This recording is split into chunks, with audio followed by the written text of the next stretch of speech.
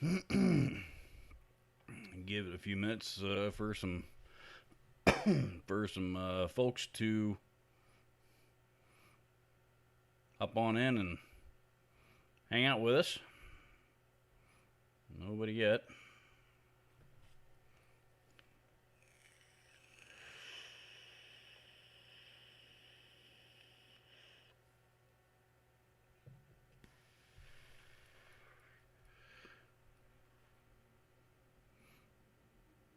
There we go.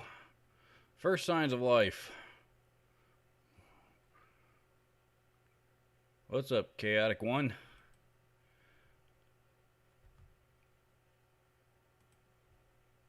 What's new? Anything?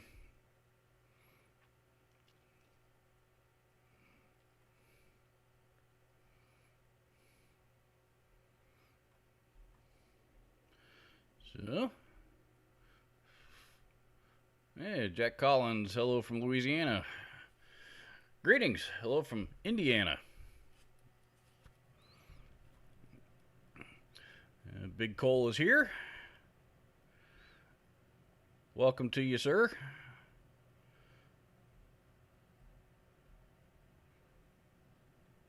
Welcome to you. Thank you once again for the very, very generous, thoughtful gift. I am enjoying that quite a bit. Quite a bit. I'm not going to disclose any more than that because I actually did a video of me taking that out of the box for everybody to see. So that'll go up. Probably won't be for another couple weeks before that one gets up, but it is done. So everybody will see it.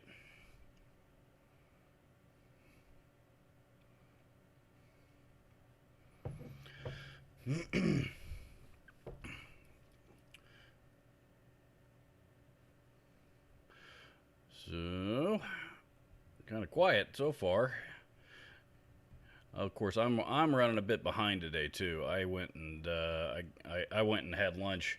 There's a Mexican place up the road from here called Samanos, and a good buddy of mine, bass player buddy of mine, that he and I have been we've been playing in bands together off and on for almost 15 years, and he's fortunately for him, it's a good situation for him, but unfortunately for me, he's getting ready to move.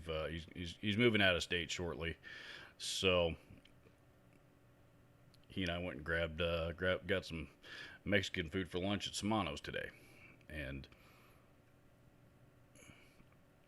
I just got back in the door here just a little bit ago. I've had just about enough time to get back in the door and get Zoe calmed down, and she spazzes out anytime we leave her alone for any length of time at all. I was literally gone for an hour, and she came back in the door, and she acts like I've been gone for a month. So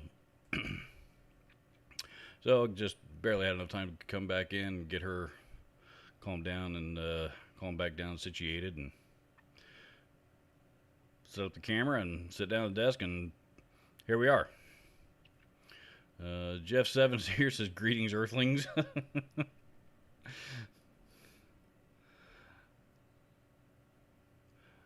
Randall Vandergriff says, "I just got a expensive custom 77 from France Montana's Fate, used for a great deal. One of my dream guitars." Cool. I'm not familiar with that, or if that's from France Montana's Fate. I don't know what that is either. I don't know if that's a band or something, but that's awesome, man. Glad to hear you got a hold of a guitar that you'd been after for a long time.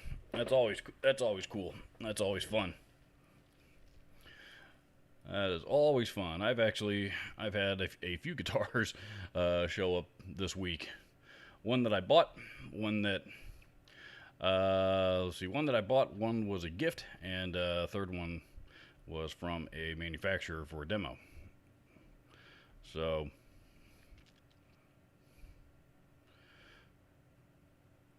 Sean Wise, Cubs fan, first one to tap the super chat. Thank you, sir, very much. Says, "Hi, Robert. The Marshall Mini Jubilee is sold out everywhere and is on back order. What do you think of the DSL 40 CR? I've tried them and I like it. The DSL 40 is a killer amp, man. It really is. DSL 40, the new ones, all the new all the new DSL series amps from Marshall are, they sound kick ass. I mean, they sound absolutely kick ass. So I've been very, very impressed with them. They are, without going through the entire history of all the DSLs, the current generation. I don't want to say they're better than the JCM 2000s because I'm really, really partial to those. I like the old, the original JCM 2000 DSLs, but the new ones are a big, big improvement over the previous generation. So no, you certainly wouldn't go wrong with them. The thing with the DSLs, though, I mean, it's not really fair to compare them to the Jubilees. The Jubilees are sold out everywhere right now because there's not as many of them produced. Those are made in the UK and they're quite a bit more expensive than the DSL 40s. I think more than twice the price, if memory serves. So, pardon me. So that said, if I mean, you're not going to go wrong with either one of them. They're two totally different price points, but the DSL 40 versus the Jubilee, I mean, neither one of them suck.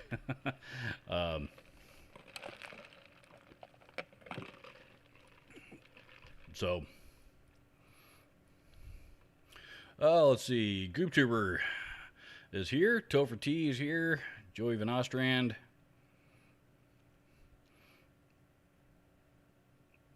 And Sean Y. I don't know. Is Cubs fan 1 says they're exactly twice the price. Let's see. What the DSLs or the DSL 40s? The heads, I'm assuming you're talking about, are what are those? $600, $599. I thought the Jubilees were like $12.99 or something. Let's see. Fortunately, I happen to have a computer right here in front of me with Google access. We can let's go to Guitar Center's website.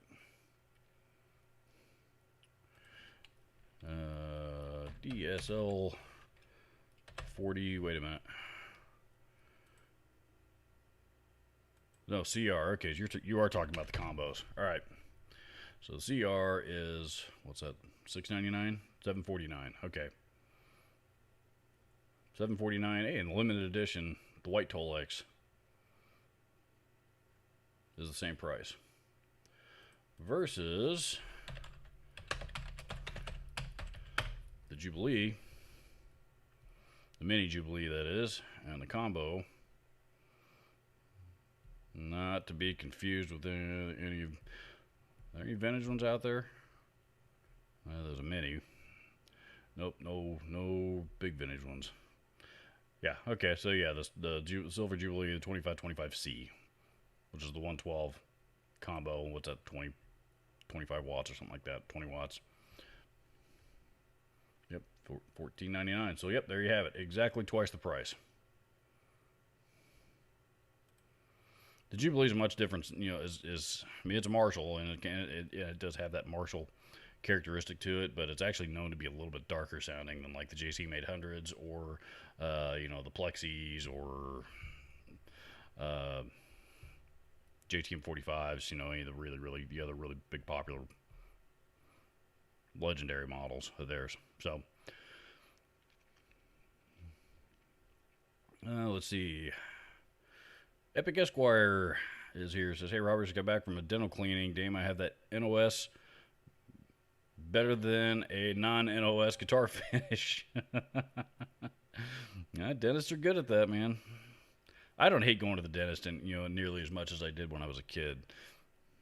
Now they've technology's finally advanced. They don't scrape everything off. They don't go through and clean everything. 1 micrometer at a time with that iron hook anymore. Now they go in there with that pressure. Basically it's a miniaturized pressure washer and get it all done much more comfortably and in about a third or a fourth of the time. Yeah, I go in for a cleaning a couple times a year, and I'm in and out of there in less than an hour nowadays. And that's the cleaning, the fluoride, and dental exam and everything. So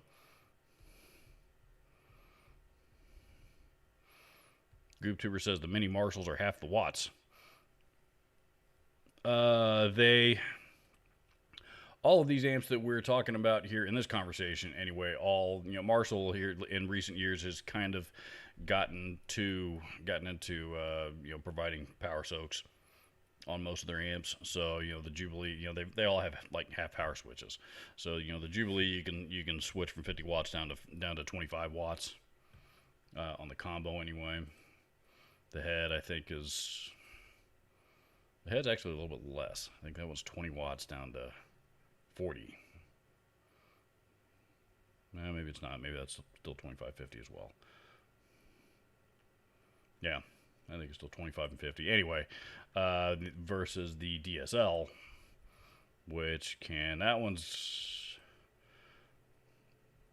these vary from one model to the next, but I think they're just labeled.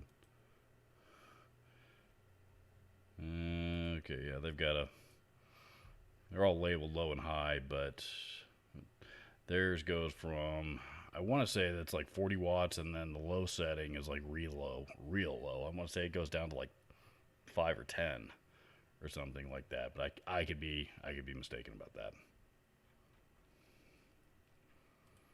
Yeah, they're handy to have though, man. They are really, really those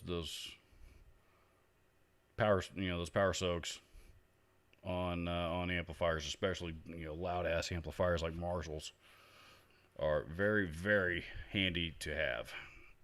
Because it'll makes it a lot easier to play them in some places where you might not be able to play quite that loud. So.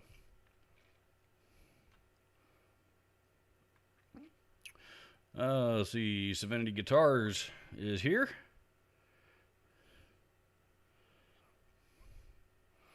And I got a message from, if you heard my phone go off, that was a message from my buddy Alan Barnes from Geargasm's channel. Go check out Alan's channel if you haven't already. He's got some good content up. He's a cool guy, real good guy.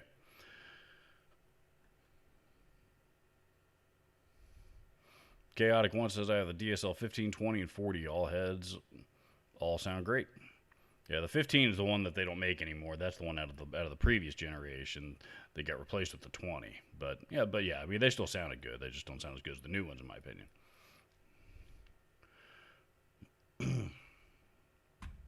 Chris Miller, Guitar TV, says, good afternoon from a few miles down I-74 from you in Peoria, Illinois.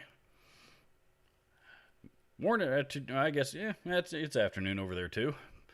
Down I-70, yeah, Peoria's probably a couple hours from here, if I had to guess. I've actually never been to Peoria, despite it only being, a fairly short drive down 74, but... Although, yeah, I'm a half hour away from 74, so...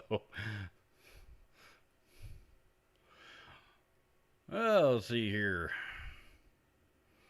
Epic Esquire says, I just ordered a PRS Silver Sky Nebula finish. Your thoughts on that guitar? So, PRS doesn't make garbage, man. They have always taken quality control very, very seriously. There's a few people out there that say that they've put out, they've put out some garbage over the years, and yet, they put out some models and some designs that didn't sell very well, and there's been a few of them that hung around in a store under a light for a while that, the fretboard shrunk down a little bit. That's happened. Of course, that's going to happen with any guitar brand.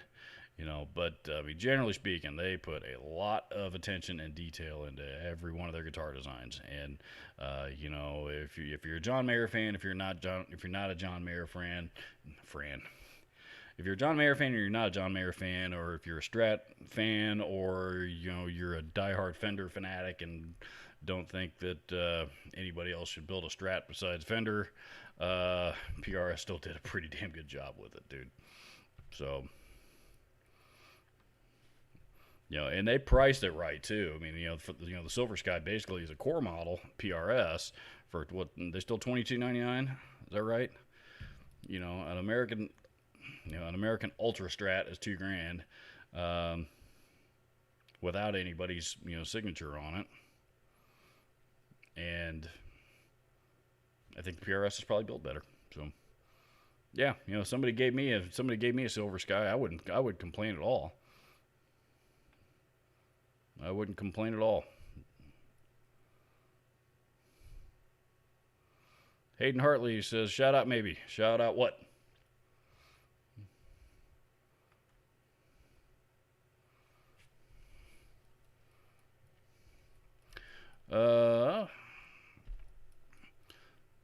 Savannah Guitar says, I have an MG15 Zach Wild signed by the band. 100 watt tube broken to tinker with. I was wondering about eBay amp kit. I'm the wrong guy to ask about amp kits and guitar, DIY kits and pedal DIY kits and stuff. I have absolutely no interest in any of that stuff whatsoever. I've never bought any of them. I never wanted to try to get into it or anything like that. It's just not my thing. I do know that there is a fair amount of electronics knowledge required to buy, to be able to successfully build one of those DIY kits, especially for an amp. But yeah, I guess I don't really have one opinion. I guess I don't have an opinion on those one way or the other. I'm sure that there's been a lot of people out there that have had good luck with them. So I mean, I wouldn't let my lack of experience on that deter you.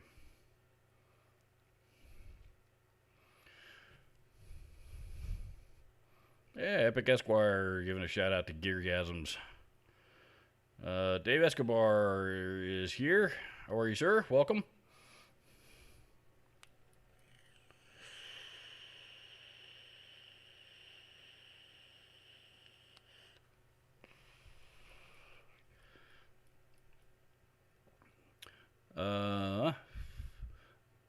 Baleen the Hobbit. I got punched by a maskless cop, and now I got COVID. I don't know if I'm going to assume that you're serious, and I'm going to offer my sympathies. So that's too bad. I don't wish the COVID stuff on anybody. James Severn's here. Topher T. It says Nebula is expensive as a trip to the moon. I thought, which one's the Nebula finish? I thought that's what they were calling the black one. Maybe not.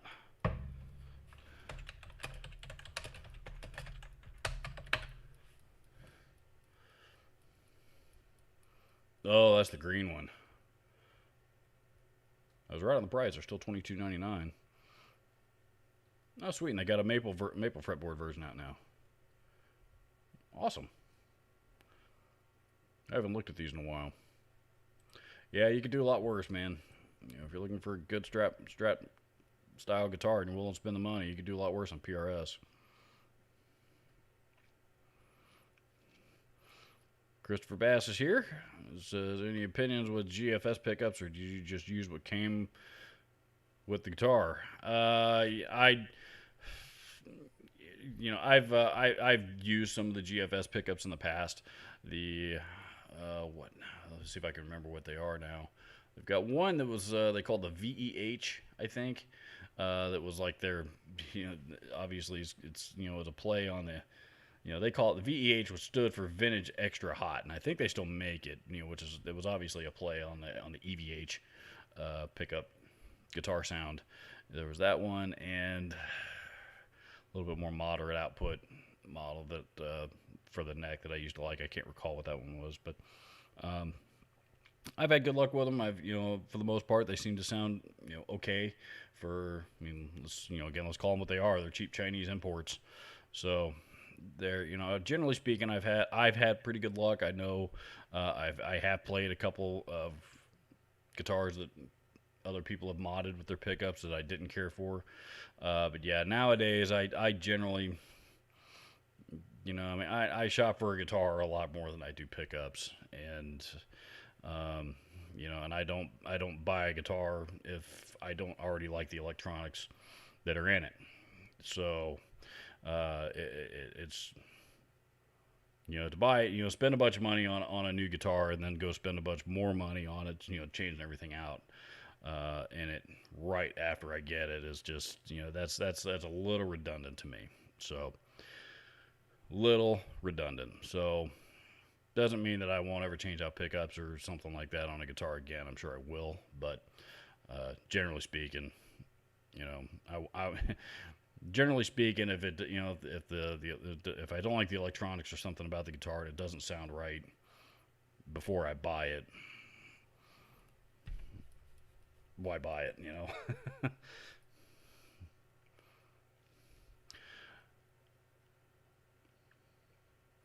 uh, Epic Esquire says, "Tell me about it." I'm actually looking to flip it eventually. Sounds like talking about the PRS Silver Sky again. Lucas Fowler is here. What's up, dude? How are you?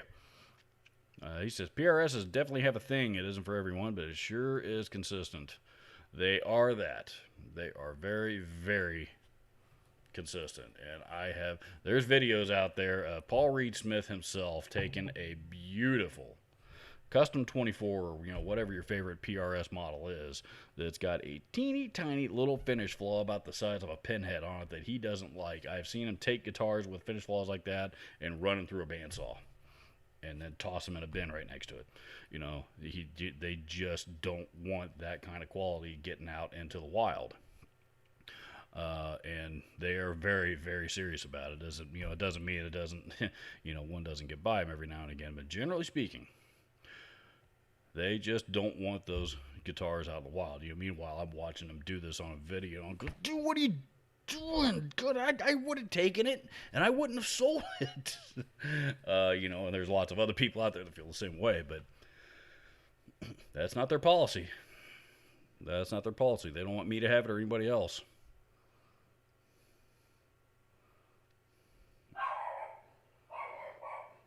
Yep, Zoe's going haywire.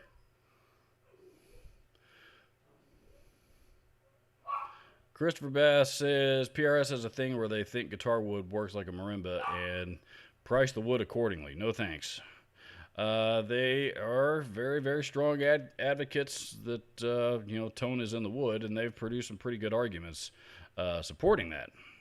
Of course, that's the tone wood is just a very is only part of the equation. It's not the entire equation, but yeah.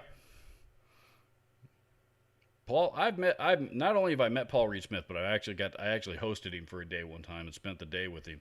When I was at Guitar Center, he was in town and coming to our store for a clinic, and they got there early in the afternoon, and I was the manager that was tasked with hosting them and getting them everything they need. Basically, I was their bitch for a day. And, so I greeted him, I showed him around, I introduced him to everybody, I made sure that, everything they had what they need. And what I can tell you is Paul Reed Smith is, Paul's brain does not function like the rest of us at all. He is, his brain operates on an entirely different level, especially when it comes to guitars, from everybody else. And that's why he's as successful as he is. And that's why he's, that's why PRS is what they are. He's I don't want to use the term neurotic, but he thinks about things from an entirely different angle than regular people like you and I would think to go about them. And when I first met him, I happened to be standing, we had a small vintage room, with some glassed in stuff, and at that time we had a 64? I think it was a 64 Marshall JTM 45 in that case. That was, that was sitting there behind glass. It was an expensive, valuable Marshall that I had just bought in a month or two before that. And Paul walked in. He had a guitar and a gig bag over his shoulder. And, of course, I found out later on inside it was a private stock version of Paul's guitar model. It was actually Paul's guitar. And he walked in, and I turned around and said, I said, Mr. Paul Reed Smith, how are you? I reached out and shook his hand, and he shook my hand, and the first words out of his mouth says, I want to see that, I want to see that, give me a screwdriver. He pointed that, and he pointed to we had a 56 gold top Les Paul in the case right next to it also that had a $30,000 price tag on it, and he wanted to see those. And he asked for the reason he asked for a screwdriver in the same sentence was because he explained to us later, said the people that design these guitars are gone. Jim Marshall was already dead by that point. I mean, Ted McCarty was still around. Of course, Paul Reed Smith has worked with him, but the people that built it and the people that designed most of that stuff, most of the really old, famous, legendary vintage gear have moved on, and he has no way to learn from those people except to take apart and inspect their work when he comes across it. So that's what he was looking for. He wanted to take them apart and look at all the the wiring and and how they put it together and all that kind of stuff. And I don't know what other details he might have been looking for with his brain, but he just thinks about things really, really differently. And even guitar construction. So Paul Reed Smith is a very, very interesting guy, and he's really, really brilliant. So, and I'm not a PRS diehard by any means. I don't even own a PRS. I've owned a couple of the SEs, the older SEs that I thought were, they were okay. Wasn't anything wrong with them. They just weren't for me, at least not at that time. So, I'm not some diehard PRS fanatic that's singing Paul's praises. The time that I spent with him it was a great experience for me because I learned a lot, but it was unlike anything I expected it to be going into it.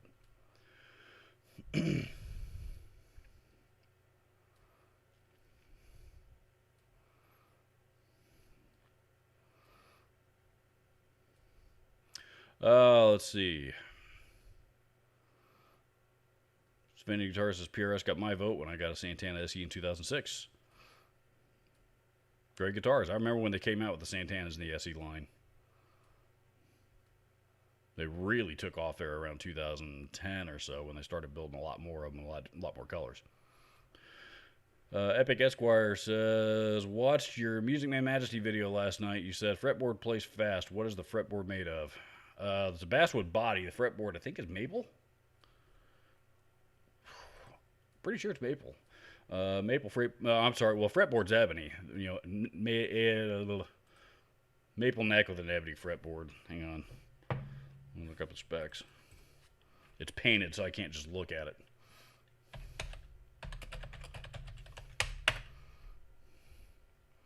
I am 90% sure it's a maple neck, and I'm 100% sure it's an ebony fretboard.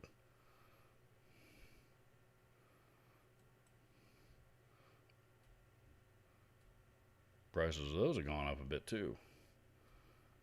Maybe no. There's the Polar Noir neck. No, mahogany neck.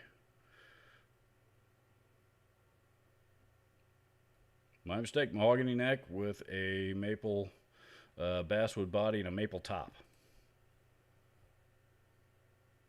I think there is a slight difference in tone wood on the models that are solid color, as opposed to a transparent finish.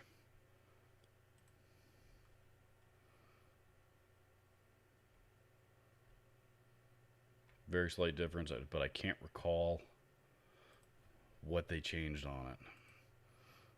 They did simplify the Majesty line a little bit, because there for a while you had a Majesty, like one of mine, which I call it the Majesty Standard. They didn't really stick the standard moniker on it, but because I didn't know what else to call it when talking about that compared with the other models like the Monarch or the Artisan, or some of the the other really higher end, the crazy expensive ones. Wow. They've got a Monarchy Majesty on clearance for $25.99. Wow. Alrighty, I'm done guitar shopping for the day.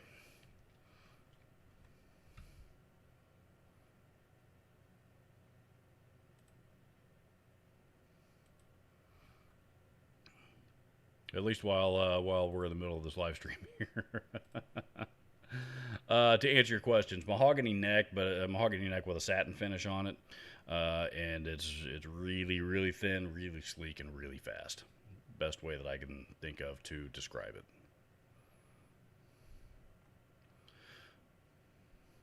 Didn't have any fretboard. Guitar gear reviews and demos. What's up, my man? Says, what keeps you motivated? I sometimes feel like YouTube is an uphill battle. YouTube is always an uphill battle. And I keep thinking every time I get over like that next threshold, whatever it may be, that it's suddenly it's somehow, the YouTube algorithm is going to somehow make life easier on me, because it does seem to do that for the larger channels. Again, the Henny Paulies and the Pete Thorns and the Ryan Bruces of the world, those guys can put up anything. Those guys can put up a video of themselves, taking a dump, and it's going to generate thousands of views. um, there does seem to be, and I'm sure YouTube's never going to own up to this either, but there does seem to be something in that built into the algorithm where, once your channel is up to a certain threshold, and again, I don't know what that threshold is, that it, unlocks, the power of YouTube. So, YouTube's always an uphill battle, but, I don't, what I like for my channel to one day grow into one of the great big 100,000, 200,000 subscriber channels, yeah, of course I would. But in the meantime, man, mostly I do this because just because I enjoy it. I do it because I enjoy it. I enjoy it. I enjoy guitars and I enjoy guitar gear, and I like making videos and talking about it.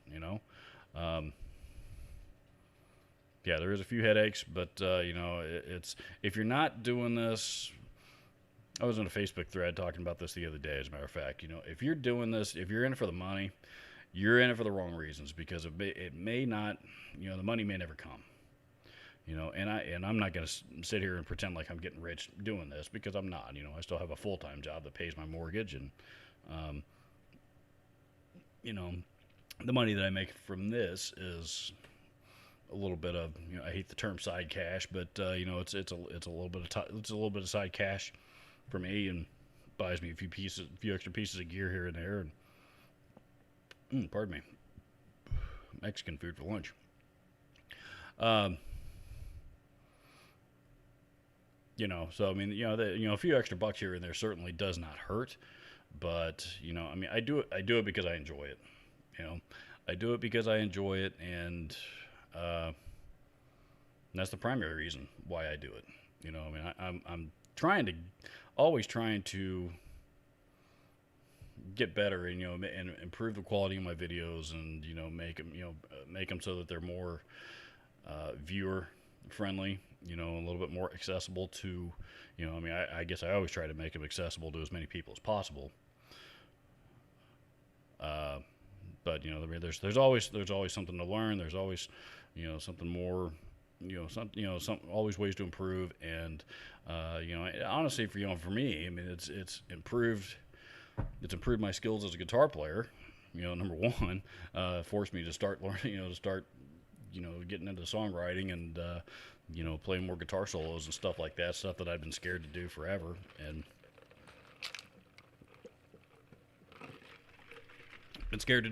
had every excuse in the world why I wouldn't do it. But so it's, as a guitar player, it's been good for me.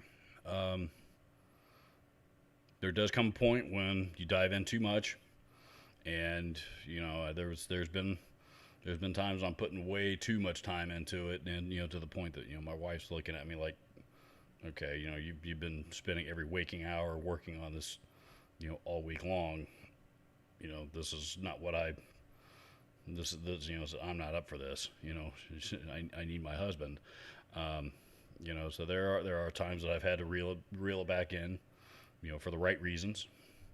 And that seems to be fairly common. So it's important not to get too wrapped up in it, and and don't take it too seriously. I mean, like I said, if you're not enjoying doing YouTube, you shouldn't be doing it. Just plain and simple.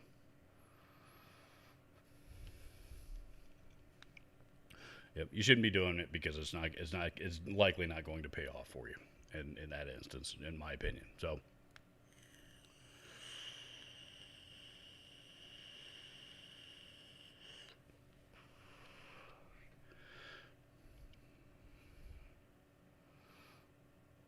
So Vanity Guitars. Nope, I'm sorry. Chaotic One says, buddy of mine got his monoprice stage right 15-watt tube amp. Man, it sounds damn good for the price.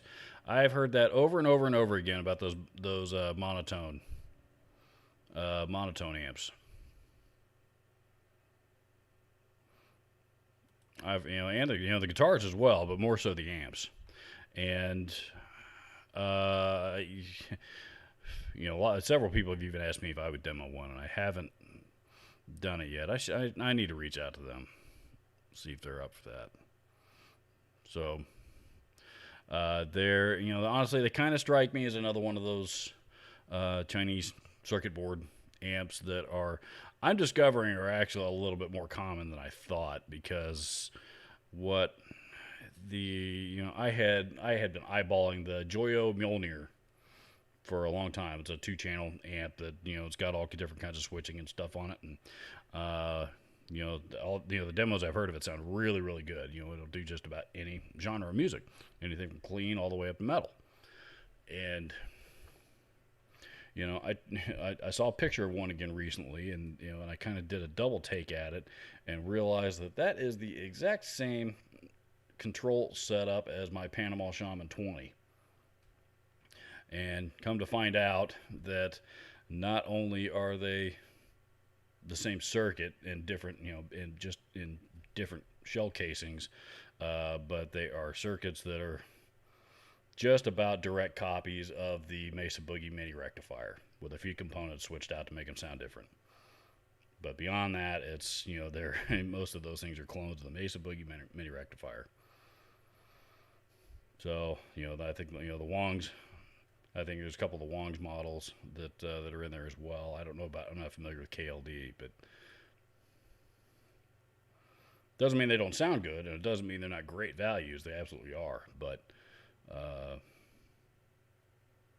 yeah. Waleed's here. What's up, dude? How are you? And I remembered how to pronounce your name right. I'll be honest, last week I was real concerned that I was going to forget all about it again. So it doesn't mean I won't make that mistake again, but I am trying. So everybody go check out Waleed's channel. He's got some good stuff up on his channel as well.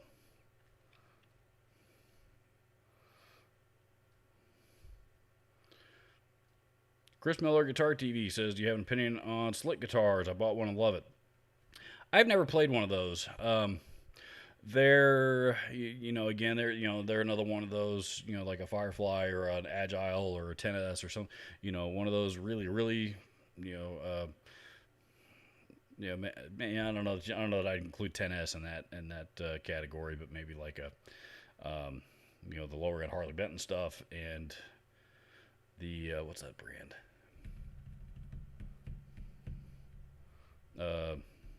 Hard Luck Kings, one of those that, just, inexpensively made overseas, but really, really well made. So, like I said, I've never played one. I'm not sure, I can't speak to it directly, but, you're not the first person that's mentioned it to me at all. So that might be, I don't know. I'd have to look it up and see if Guitar Max has demoed one of those. He's really into demoing the good value guitars, and I don't mean that to sound even cheap or inexpensive. I mean, he's like me. He looks for bang for your buck. So that would be something that he would probably enjoy demoing. Let's see. There's the first jumpy downy all the way to the bottom of the screeny thing.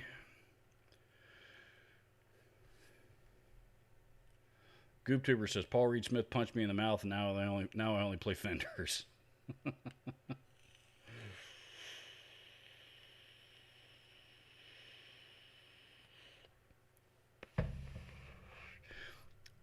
Well, at least he only punched you in the mouth. I would think that you would probably be a lot more permanently scarred if he'd yelled at you, because that dude is, he's just got one of those voices that is just loud. He gets real loud and real passionate. So,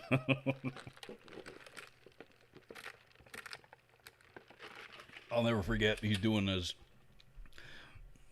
most PRS fanatics are familiar with this demonstration. He takes some different nuts, guitar nuts, and bounces them off the floor. So here's the difference in sound. He'll take a plastic nut and drop it on the floor, and then he'll do the same thing with a bone nut. And then he'll do a graphite nut, and then he says, then you take said this is our special design. Proprietary design. He drops that and compares it to the rest of them, and the demonstration that he's trying to point out is that they are subjective.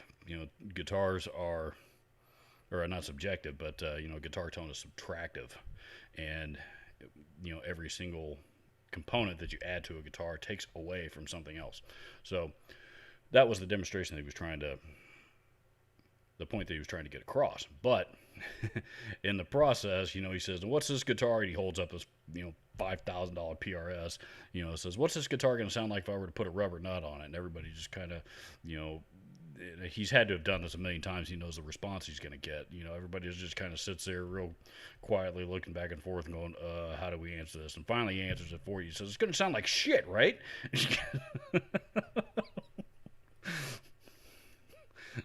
Yeah, it's gonna sound like shit.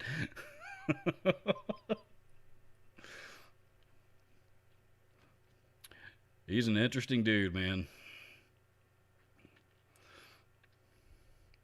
Norman Waller says, "I just bought an Epiphone Les Paul Standard, and this thing is gorgeous. At less than a third of the cost of the Gibson. What's the deal?" Epiphones have come a long way, man. I think they've gone through their down periods, but just like everybody else, despite being owned and operated by Gibson, pardon me, they're I gotta hand it to Epiphone, man, especially over the last 5 years. I mean, their consistency's gotten pretty, their quality rather has gotten pretty consistent, very consistent. So. They're, generally speaking, if you buy one of the Matt Heafy signature Les Pauls, you know what you're going to get, and that's again pretty much the case across the board. So and that's really kind of what they're striving for. They're definitely more of a production model version of a Gibson Les Paul, which is obviously Gibsons are one of the reasons why they're so much more expensive is because those are all handmade, and there can be some variation from one to the next. They're without getting into the issues that Gibson's run into over the last decade, which there have been plenty. Basically you're getting more of a production line model guitar, and even though the factory is, the factory, the Epiphone factory is actually owned and, Gibson is owned and operated by Gibson. It's Chinese labor. So that's why they built it in China. So.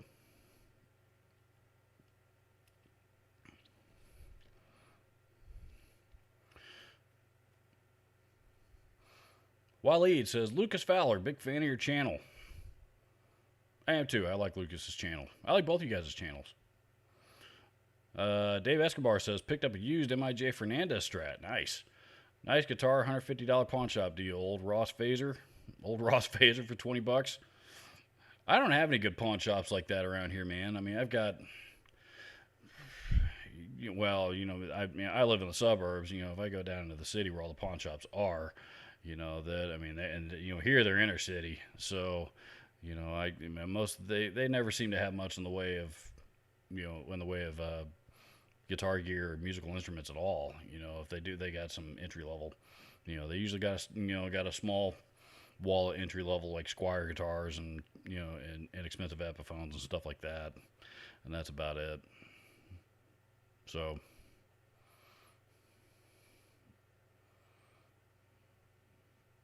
but it's a drive for me to get to one of those places.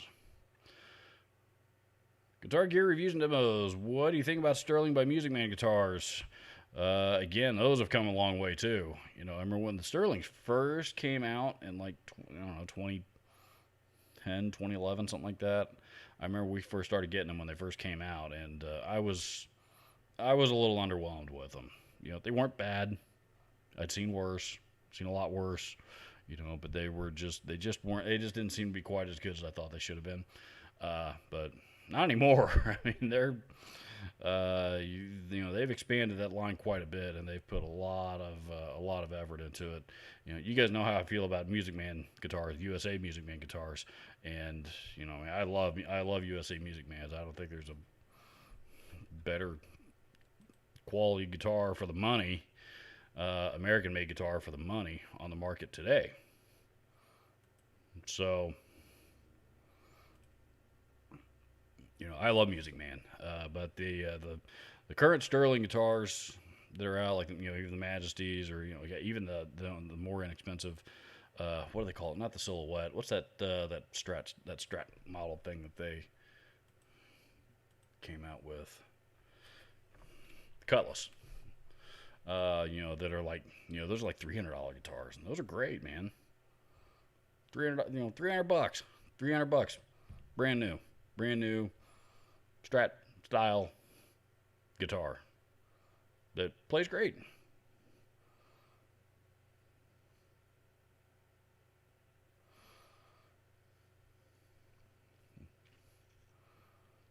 Christopher Bass says, I bought the black Sterling when it was $450 and threw Rainmaker and Dreamcatchers in it. Plays really nice. There you go. Absolutely.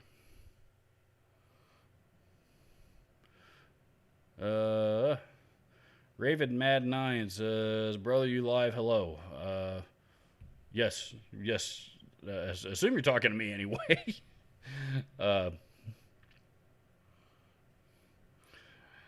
Lucas Fowler says, "Oh, dude, 100% on the uphill battle thing. I think probably what happens with those big channels, they become self-sustaining with enough followers. Yeah, exactly.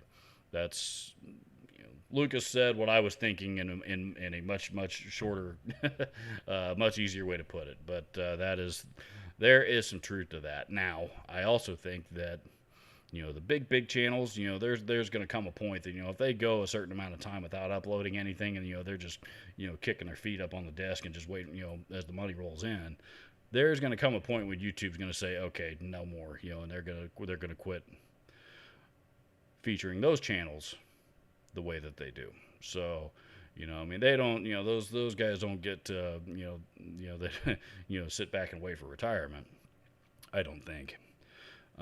They're obviously they're all still uploading pretty regularly as well. But yeah, if you're looking for the secret to go from 0 to 100,000 subscribers overnight, unfortunately, if anybody had figured that out by now, we would have we'd all be doing it.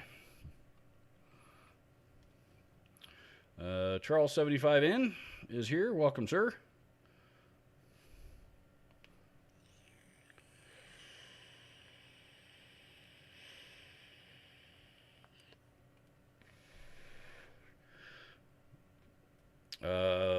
Epic Esquire says, I see guitar YouTubers. I hate that term YouTubers for some reason. I prefer YouTube creators. But with millions of followers, yet they only average around 100,000 views. Do people just subscribe and then abandon watching? 100,000 views on any video is nothing to shake a stick at. I don't care how big of a channel you are. 100,000 views on any video is pretty successful, I think. So, that's nothing to be ashamed of. And really, at the end of the day, there's only about 4 or 5 channels, 4 or 5 guitar channels maybe that are over 1 million, and I can think of maybe 3 or 4. Okay, I guess there's four. There's more than 4 or 5 that are over 1 million now, but not many more. I think I can think of 4 that are over 2 million. Let's see, was it Marty Music, or Marty Guitar or something like that? Marty Music, Jared Dines, Stevie T, and Paul Davids. Those are the only ones that I can think of, at least off the top of my head, that are over 2 million. Rick Beato's over 1 million now, though he does a lot more than just guitar stuff. Rick Beato's over 1 million. Chapman's not too far off in there now.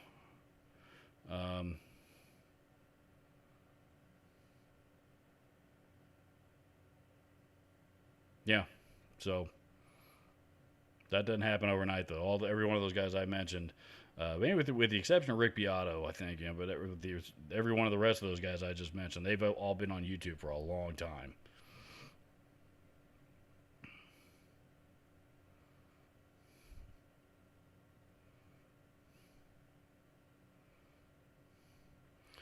GoopTuber says, who's looking forward to the pedal collection vid on the 30th? This guy right here. I'm still trying to figure out how this YouTube premiere thing works. I was not expecting that thing to go up 10 days before the video did. But I'm glad it's gotten, at least one of you excited about it. So, yeah, that one's hitting. That one will be up on Wednesday. So, that one will be up on Wednesday.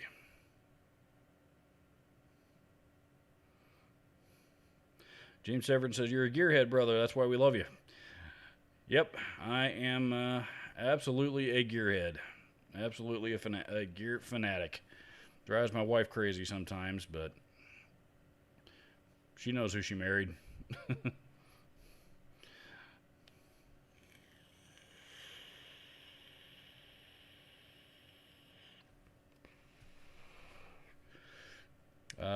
Hi, Robert. As always, a little extra gas money is always welcome. Yes, it is, especially in the times we're currently in right now. I'm not going to complain about a little extra gas money. Joey Van Austrian says, Robert, I'm not going to read that term out loud because those are people I respect. But so you mentioned outside of McKnight and one or two others are shills. They will pop their teeth out and hit their knees for anyone. Lying about shit gear is not honorable.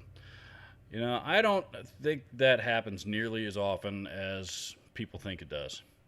And, I know there's a video out there right now that's talking about it, but, the truth is, most of the gear reviews that you see, that especially even paid gear reviews, most of the ones that you see are generally pretty honest, and there's number one, you also need to be able to differentiate between a demo and a review. A demo is focusing strictly on what a piece of gear does well and completely ignoring what it may not do. Now whether or not it was designed to do or not do that thing, that's another story entirely. But a demo says, this is what this does. This is what this sounds like. This is how I'm using it. Period. End. And that's what most companies pay for. A review, and there are paid reviews as well. A paid review says, this is what this does. This is what it sounds like. It doesn't sound like this. I kind of wish that it would, that they had done this with it. This would have been nice as well, but it still does this. So, it's number one, it's important to be able to differentiate between those two. Number two, if there is, and I've done this myself, bad gear reviews, there's, the most for most of the ones that you're talking about, you've never even seen, because, the right thing to do, if a company sends me a pedal, for example, that I just not getting on board with, and I'm just not, either I'm not the right guy to be demoing this thing because it's not the right fit for me, stylistically, or I just, it doesn't sound good to me, or it doesn't, any number of things, you know. The right thing to do in that situation is box it back up, send it back to the company, and tell them that up front and say, hey, look, this is not a good idea for anybody for me to, to demo this. So, I paid for the shipping. What I've done anyway is, I paid for the shipping back to you. So, this is, in my opinion, is going to be in everybody's best interest, and, we don't do the demo. That's, again, that's the honorable thing to do. The company doesn't get hurt. I don't put up a video where I'm, feel obligated to either lie to my viewers or, or shit all over the company that's paying me to do just the opposite. So, you don't, the right thing to do is box it back up and walk away. And that's what most of us do. So, you don't really, you don't see videos of people, lying about, lying to their audience. There's not a YouTube creator out there that wants to lie to their audience. Most of them anyway. There's not a single one of them that wants to lie to their audience because it serves no purpose for anybody. Zero. There's a big misconception out there that there are a lot of dishonest reviews. And a dishonest review is unfortunately very easy sometimes for some people to confuse with a difference of opinion.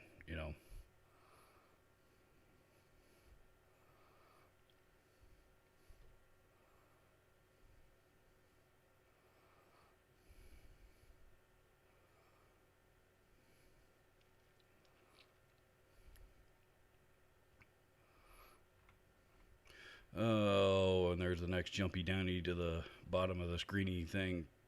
God, why does this thing do that? It's annoying as hell.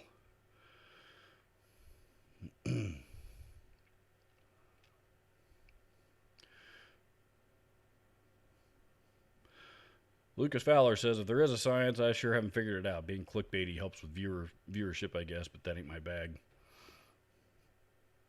I've learned there's a right way and a wrong way to be, to be clickbaity. Like I'm into watching, I like watching some of the wrestling channels, and I clicked on a video the other day that says, said Daniel Bryan released. It had right there it was either in the title or it was in the thumbnail. And I was like, and I've watched enough of these things to know, there's something, that's, there's a catch here, but, all right, why not? I'll click on it and watch it. It was a 10-minute video, and they were talking about when Daniel Bryan was released by WWE back,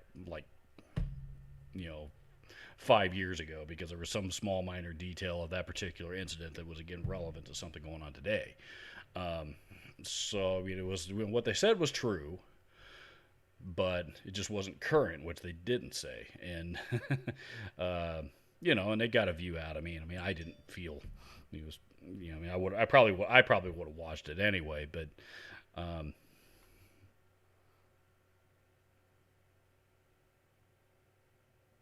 yeah, that doesn't bother me, now how they come out and said, Daniel Bryan released by WWE, and then went and lied about it. That's different. So,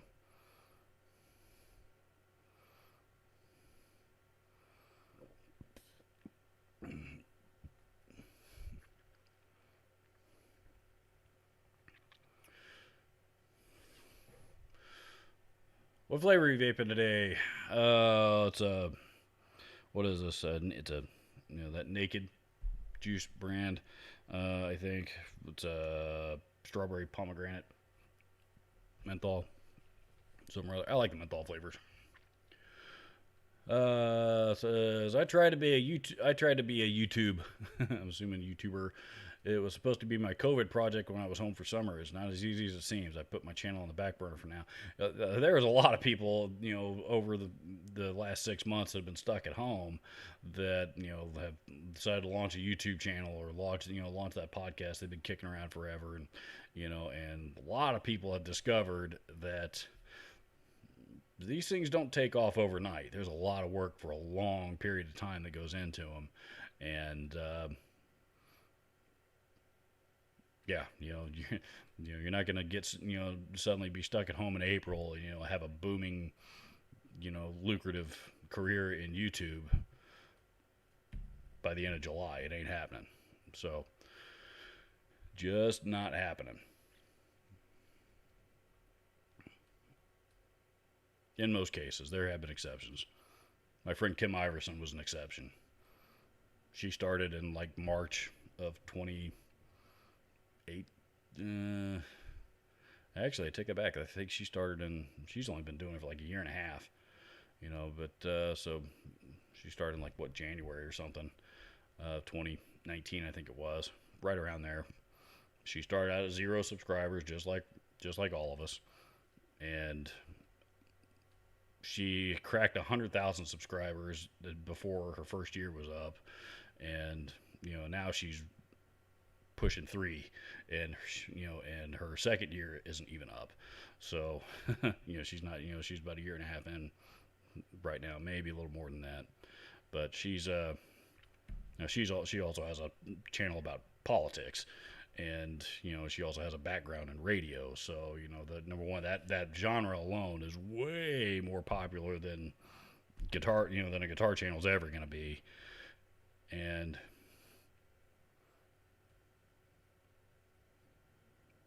she's knowledgeable, and she's also attractive. So you got a bunch of creepy dudes out there that are all that all in love with her, that all want to that all watch her for that reason. So unfortunately, I'm sure, I assume anyway, but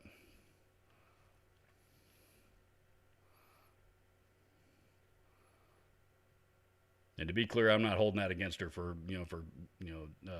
if that's helped her to grow her channel. I'm not holding that against her at all. If I had that advantage, I'd use it too. Epic Esquire says Lucas Fowler. I've been thinking about starting a guitar and music production channel, but not sure what new angle I could take. The YouTube market is saturated already. It is, and it's getting more and more saturated every year. But you also have a lot of people that are starting to move on from it too. So I don't think it's quite as saturated as a lot of people might think it is.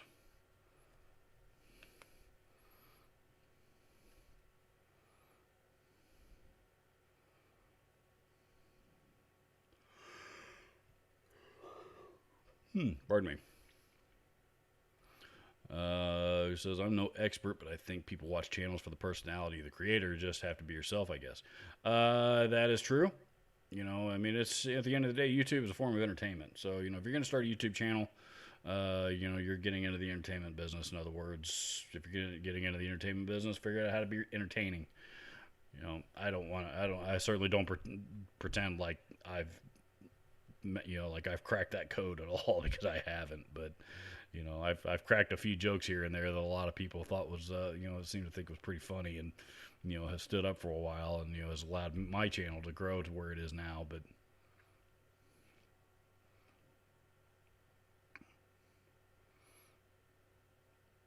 it took me a while to find my comfort zone. It took me quite a while. So and that's okay. Part of getting started in YouTube is learning it, and learning how to get good at it. If you go back and watch my earliest videos, man, my videos were terrible. I mean, like a lot of them, I go back and when I've gone back and watched them, I literally cringe at some of them now.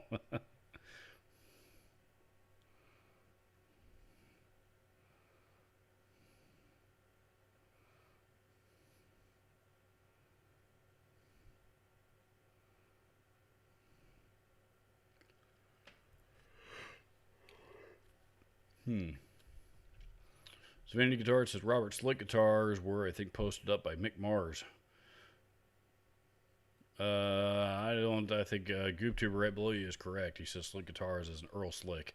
I think it was actually Earl Slick. I don't know if Mick Mars has anything to do with Slick Guitars or not. I could be entirely wrong on that though.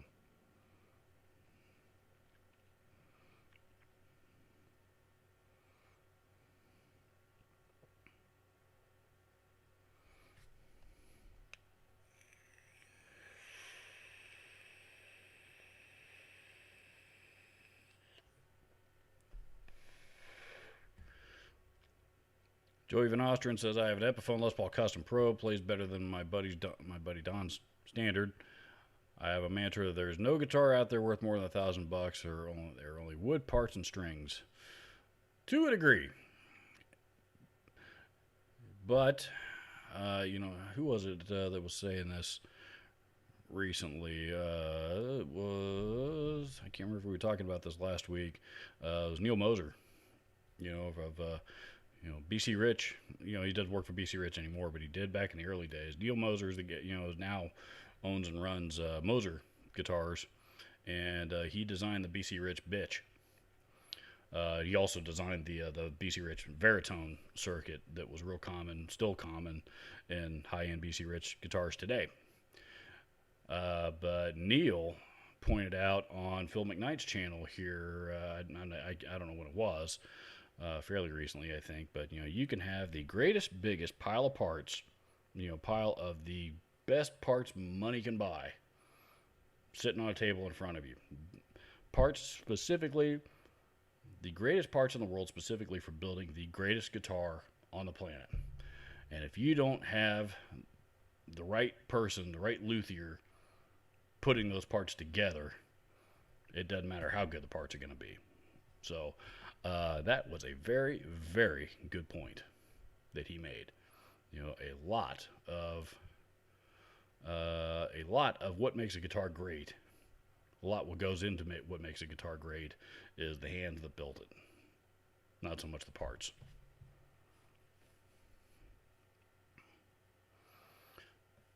Famer7 says, I really think Harley Bentons are overrated. I received nothing but damaged guitars so far.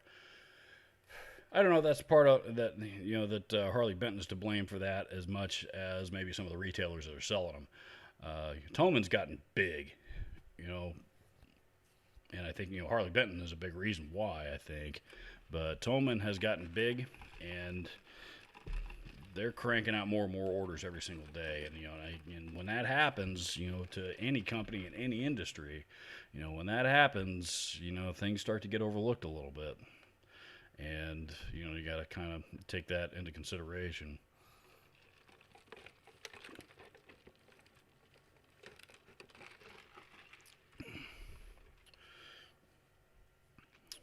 TND Fam says, hey, Robert, do you have any plans for giveaway any stuff someday? I've done a few giveaways on this channel, and every single time I've done it,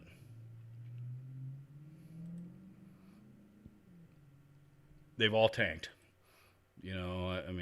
People comment on them and, seem to act like they have they have quite a bit of interest, whatever it may be. And, then when it comes, actually comes time, to do the giveaway,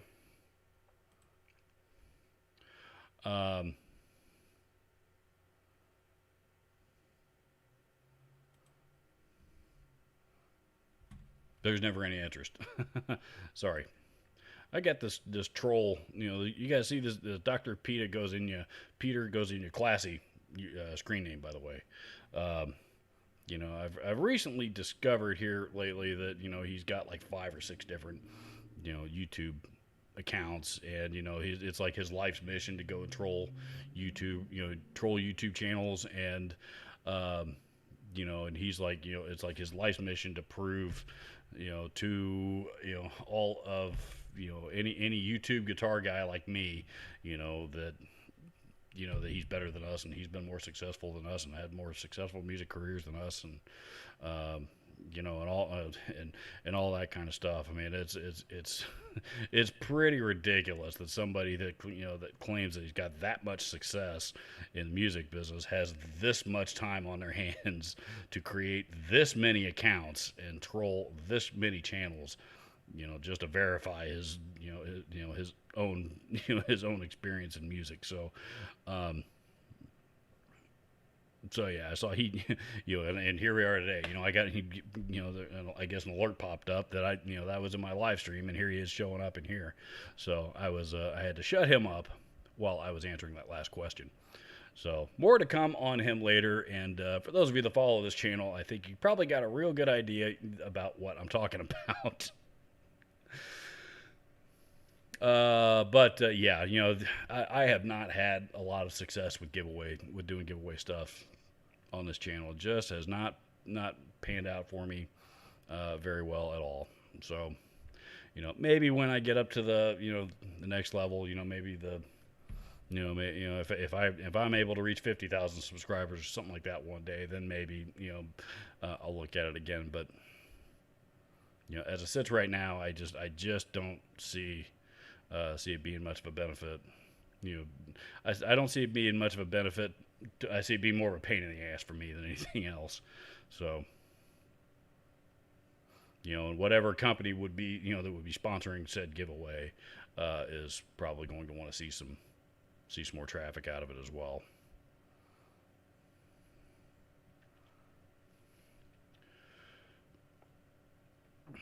Serenity Guitar says, I've always loved Epiphone. I own 3 Zakk Wylde LP100 and Special 2 P90s.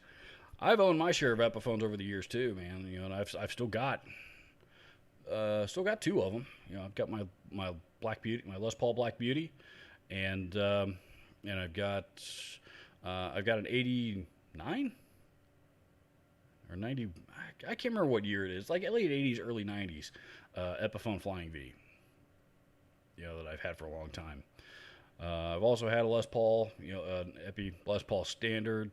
I sold that one several years back to help fund my honeymoon, before I got married. But I used to have a Les Paul Standard that I played and I played it a lot. It didn't sound as good as my Black Beauty custom, but I still liked it. And I think I've had 1 or 2 others here along the way. So I've always liked Epiphone.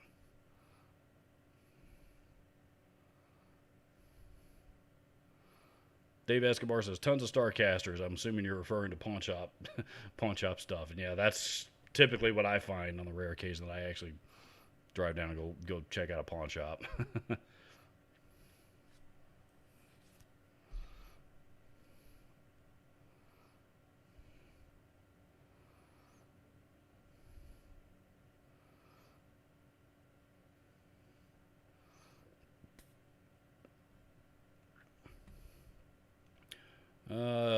Joey Van Ostrand says, I've got an active contemporary Starcaster. I didn't know they made a Starcaster. I know there's a Squier, an active contemporary Squier Strat that they make. I didn't know they made a Starcaster in that line. That's pretty cool.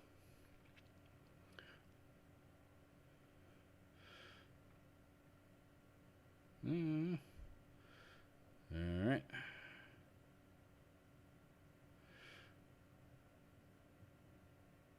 Doc Amos Roxy says, RGD, you behaving this week? As far as I know, I behave every week. But thank you, sir. Glad you're here.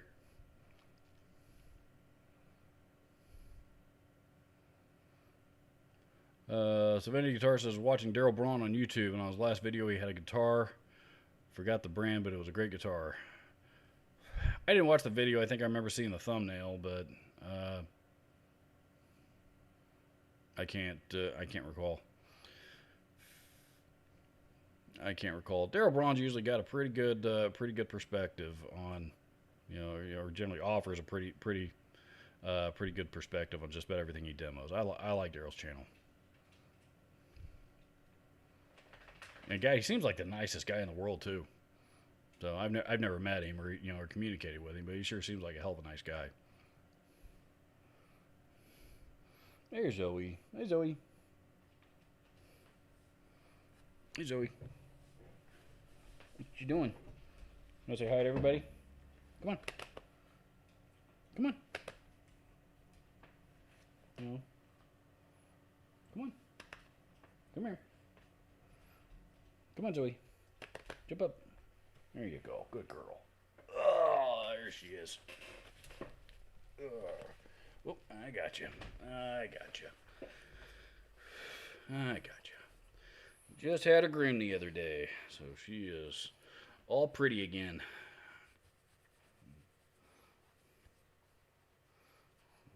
All pretty again. It is just me and her for the weekend, as the missus is out of town.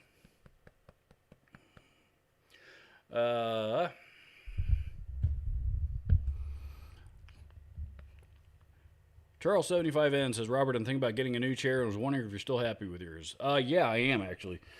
Quite a bit. And not only has this chair been the chair at my studio desk, but it also served about 3 months of me having to pick it up and move it from one room to the other back to my work computer, the computer I have to use for my full-time job. So, I mean, I was spending 8, 10, 12 hours a day sitting in this thing. And, yeah, it still held up great. So, yep. Buy with confidence. Buy with confidence. But if you do buy with confidence, if you wouldn't mind using the link in the video that I did on it, that would be a big help to me as well. Let's see. Adrian J says, hey, Robert, do you know anything about the Zoom GFX4 effects processor? I do not. Unfortunately, I've mentioned before, I'm just not an effects processor guy. Don't care for them at all. Never, they're frustrating for me. I don't, I spend more time, twitching, twisting knobs and flipping switches and pushing buttons and stuff than I do actually playing guitar through them. So, they're just not for me. Yeah, I don't really have much. I'm the wrong guy to ask that. Definitely the wrong guy to offer an opinion on that.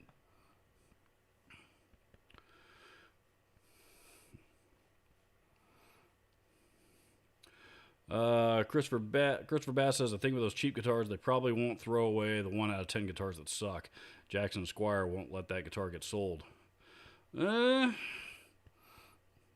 seen some clunkers. I've seen some Jackson clunkers and plenty of Squire clunkers that have made it out into the wild before. There's definitely those companies out there that they'll sell them. All right, baby, I'll put you down. Okay.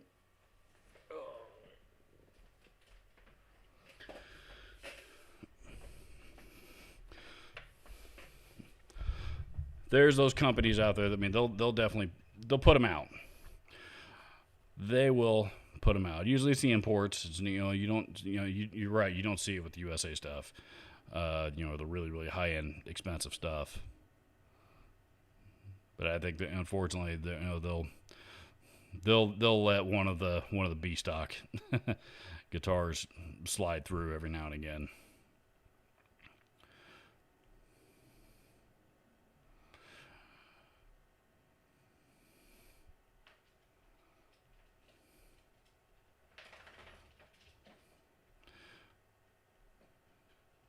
And,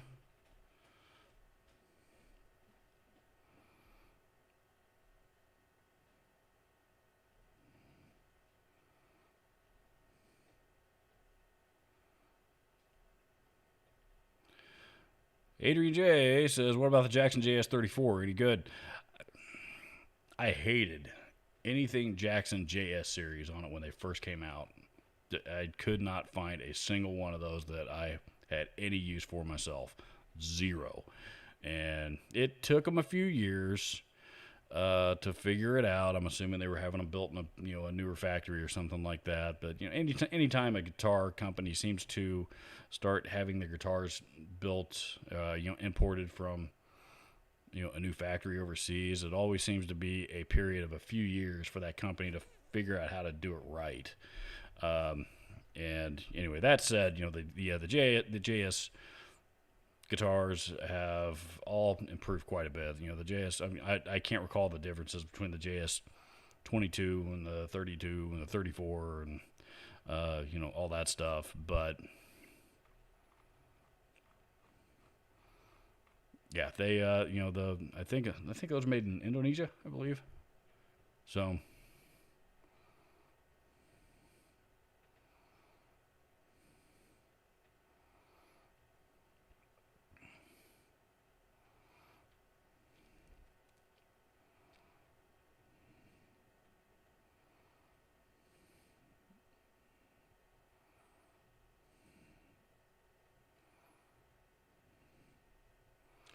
let's see. You guys are talking amongst yourselves.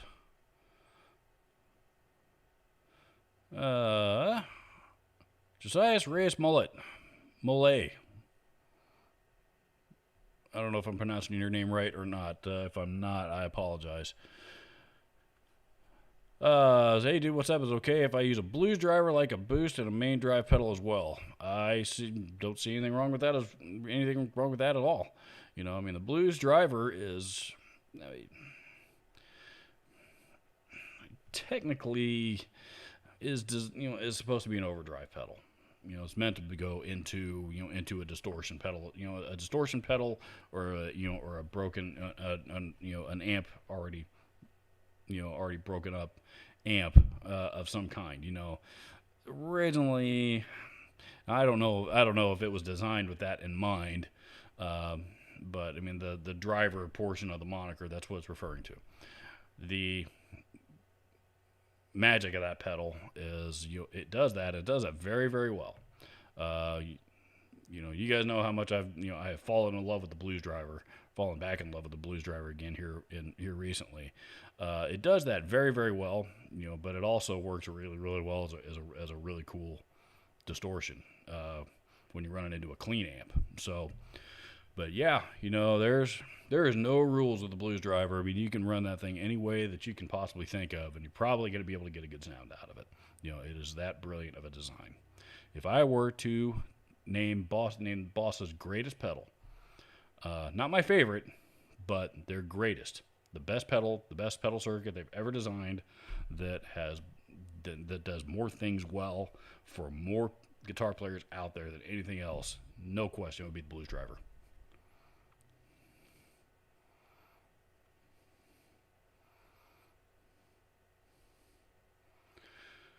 Let's see.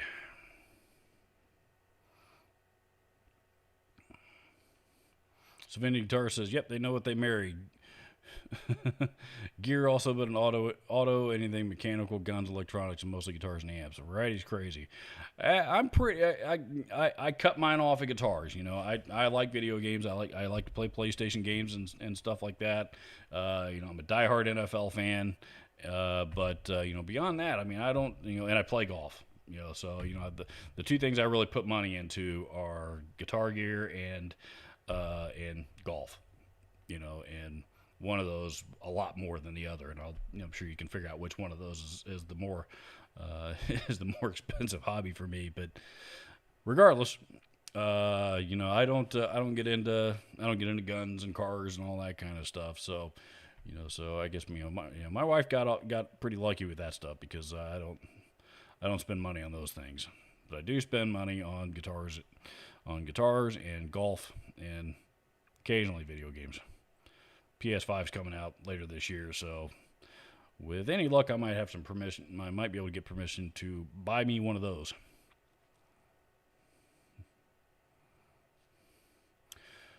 Joey Van Ostrian says, "Robert, many folks won't do the right thing because a check has been written or a deposit made. You and a few others are the only ones left that I trust because of dishonest reviews, not confusion."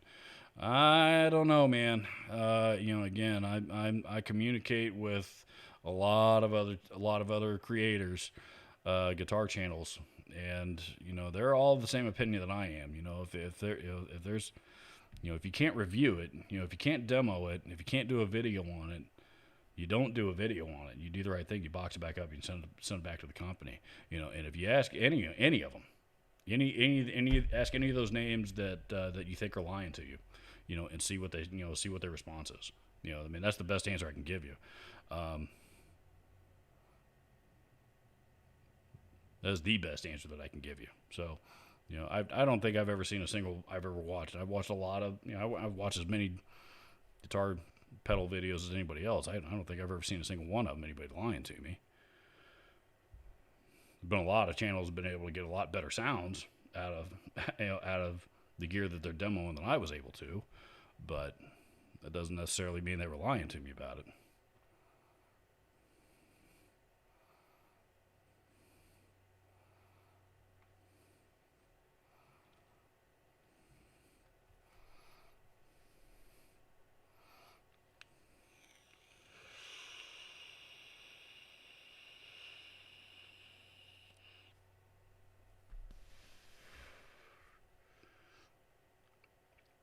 Coffee says, Robert, you're usually pretty clear about what you like and what is not to your taste. I take it there has been some outright garbage you sent back privately. And there has. Yes, there has. So, I don't want to say garbage, but, it was, well, yes, I guess some of it was garbage, but, there has been gear that I've sent back because I couldn't demo for one reason or another. So,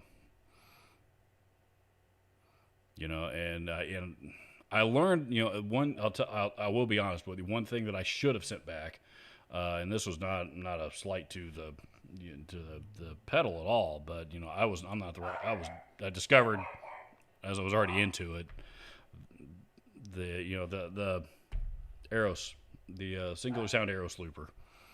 That's a pretty complex piece of gear for somebody like me, for what I usually like to get into. And I went through with it, and I was watching other videos. I watched a lot of other videos on that pedal, and there's a lot of other people out there who demoed that thing a lot better than I did. So,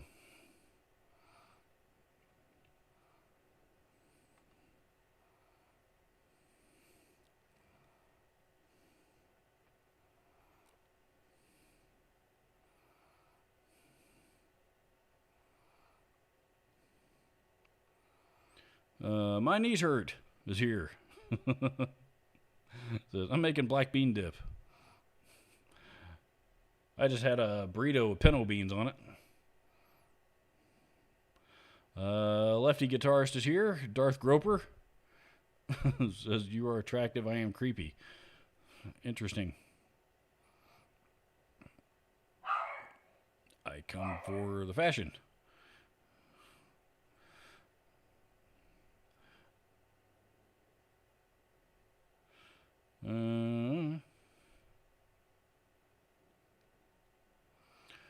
Lefty Guitar says, Robert, have you ever seen a BC Rich with a reversed headstock and a lefty version? I saw one once, but didn't have any money at the time. It was 6 years ago. I don't recall anything off the top of my head. I'm sure they're out there. There's some models that they make that they make specifically with a reverse headstock. Like the Gunslinger, for example. Most of those have reverse headstocks. So if you find a left-handed Gunslinger, and the left-handed BC Rich Fanatics are probably, they may have swiped all those up. But they've got to be out there. I am a BC Rich fanatic, but I don't pay attention to what's out there on the left-handed market, unfortunately. So.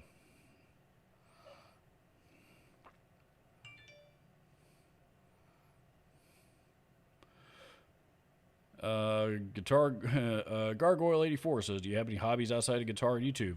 Yeah, and I had just touched on this here a little bit ago. I do play golf. I don't get to play as often as I used to because YouTube does take up a fair amount of time. But I do enjoy playing golf, and I enjoy playing golf a lot, actually. And occasionally, I watch a lot. I follow the NFL religiously. I watch a lot of football on Sundays. You can call if you want, but you're not going to get much out of me if I do answer the phone. So, I follow the NFL religiously, and of course, I play fantasy football, and my fantasy team is getting absolutely annihilated this year. And my team, I haven't even ended like the major, like last week when like 20 of the league's like top players all went down with major season-ending injuries. I don't have a single one of them, and my team is absolutely horrible this year. So, I couldn't have drafted a worse team if I tried.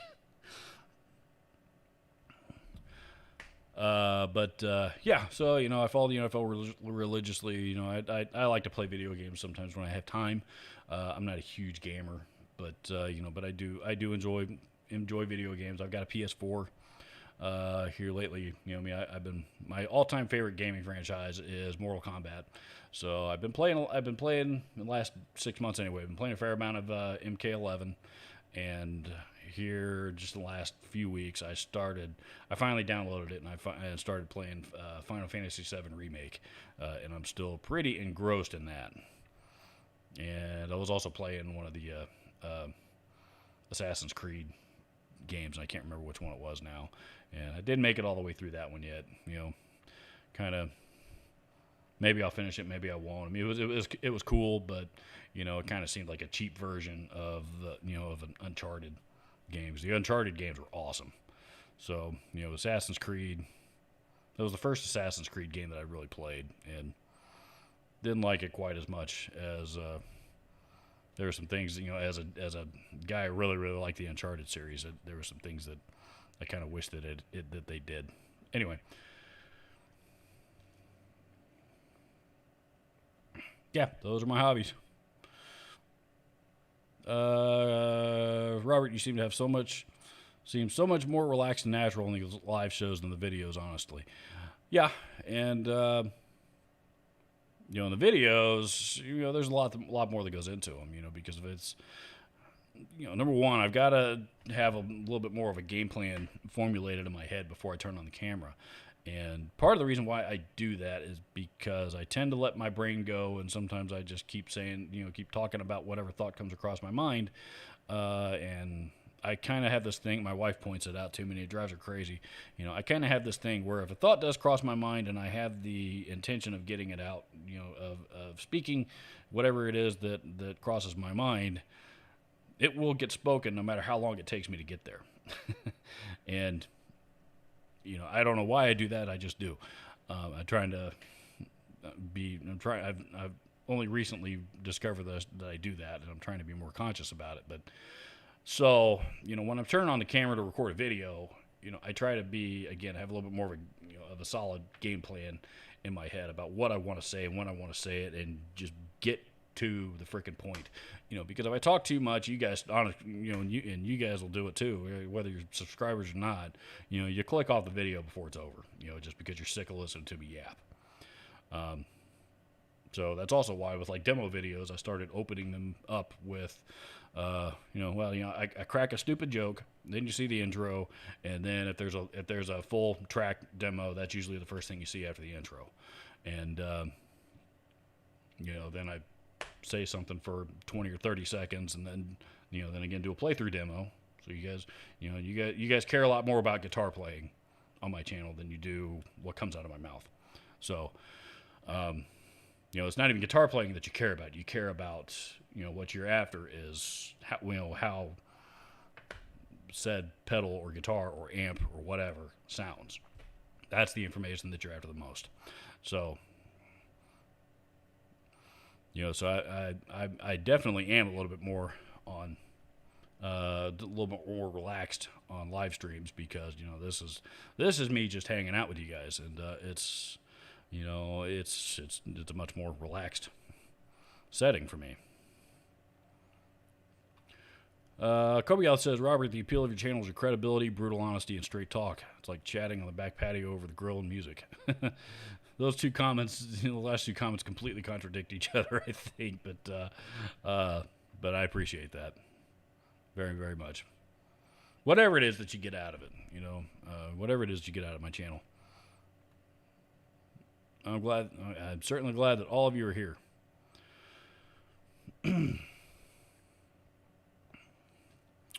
Jeff Parker says, hey, Robert, made it today. Jeff Parker's here. Jeff Parker comments on just about every single video that I post, and and does and comments actually pretty thoroughly, not just hey, great video, then moves on. He actually has some thoughts to share every single time, which I greatly appreciate, by the way.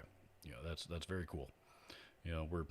We've discovered through chat and comments, we're live in the same same vicinity in the country, and about the same age, and have the same taste in music and guitars. So probably why we seem to get along so well. And hey, check it out. He's got a picture of a dog in his profile picture. No asshole puts a picture of his dog as a profile picture. So that's good. That's good people in my book.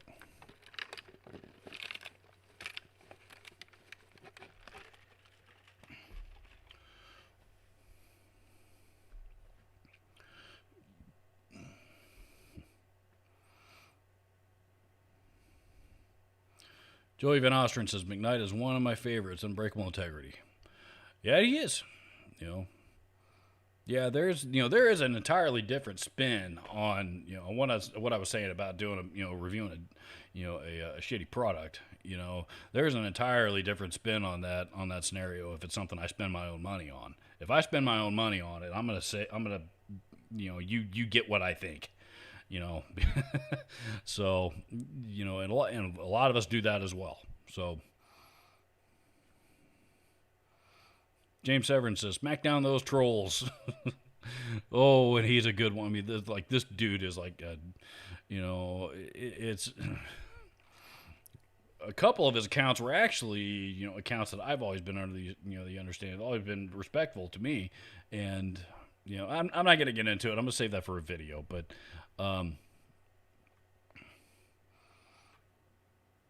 yeah, there's a lot of people out there that have way too much time on their hands. Miney Shirt says, I have a zero tolerance for trolls and bullies. As do I, which is why I try to make money off of them instead.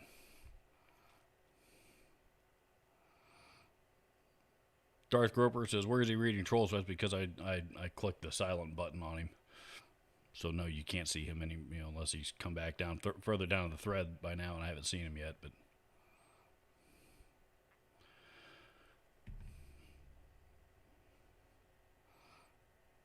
Infamida says, hi Robert, have you played a Joyo Mjolnir? I have not. I wanted to for a long time. I was begging Joyo to send me one. And they kept telling me, some of the Joyo dealers would tell me, we don't stock it, and Joyo themselves would tell me they're out of stock, and yada yada yada, et cetera, et cetera. And then all of a sudden, I discovered I already own one. It's just called the Panama Shaman 20. It's literally the exact same circuit. So, yeah, and I didn't discover that right away, but eventually I figured it out, and I was kind of disappointed to hear that. Panama, there's a few things about that company they did not disclose to me from the get-go that I really wish they had.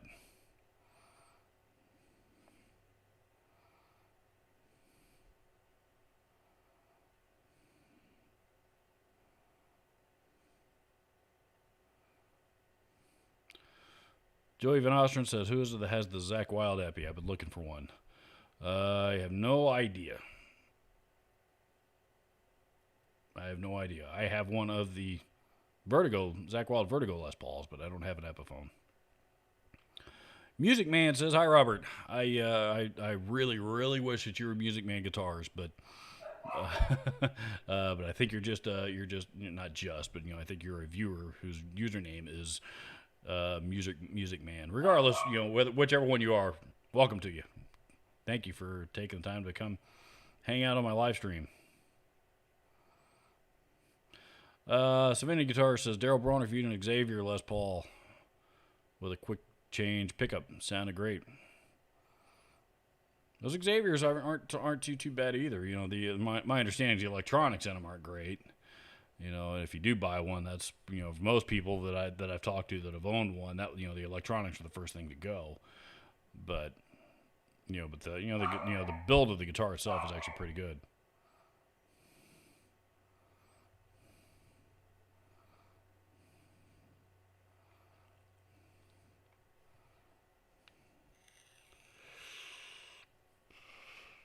Goob Duper says the butt doctor. He jumped in on one of those threads this week.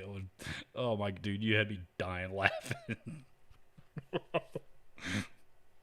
Yep, the butt doctor. JG Mopar's darn late again. JG Mopar was on one of those threads too. Welcome to you.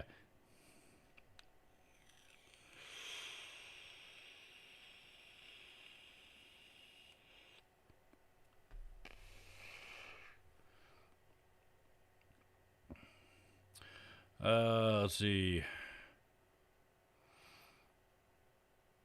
Anyone think a 1200 Tribute is a good deal? Do those have maple caps? Tribute. Oh, Les Paul. I'm assuming you're talking about $1,200 tribute, Les Paul tribute. My advice is spend an extra $400 to get a studio. To be honest, I mean the tributes started out as 800. You know that was like the bottom rung, entry level price to get into a USA Gibson, and I mean I just every one that I felt they they all seem. The finishes on them aren't as nice, and they just don't seem to play as well. They're not mine. I don't care much for the tributes.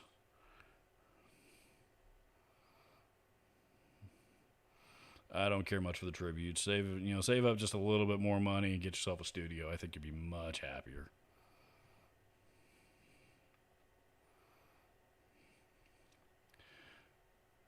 Doc Ames Roxy says RGD just busting your balls. I know you probably didn't know about the early premiere vids popping up before your show last week.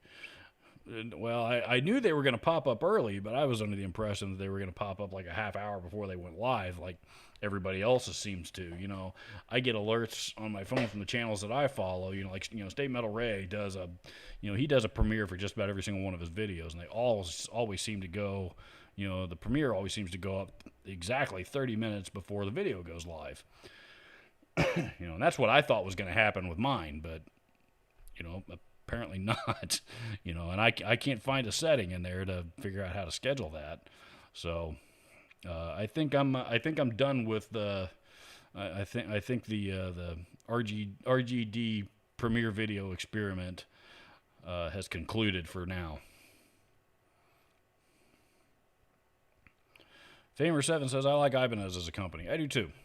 I wish they would wrangle in some of the their consistency, their quality issues, consistency quality issues with some of their like sub $500 guitars, but because they actually make some really cool, really nice guitars that are less than $500. I mean, some guitars got some really cool features on them. Like flame, maple flame veneer tops and. Stuff like that, but they keep pull a lot of them out of the box. They got sharp frets, and I don't mind if they need setup work and stuff like that, but sharp. If I feel sharp frets, that's usually the first thing that turns me off of any brand new guitar. I don't care how much it costs. There's no excuse for.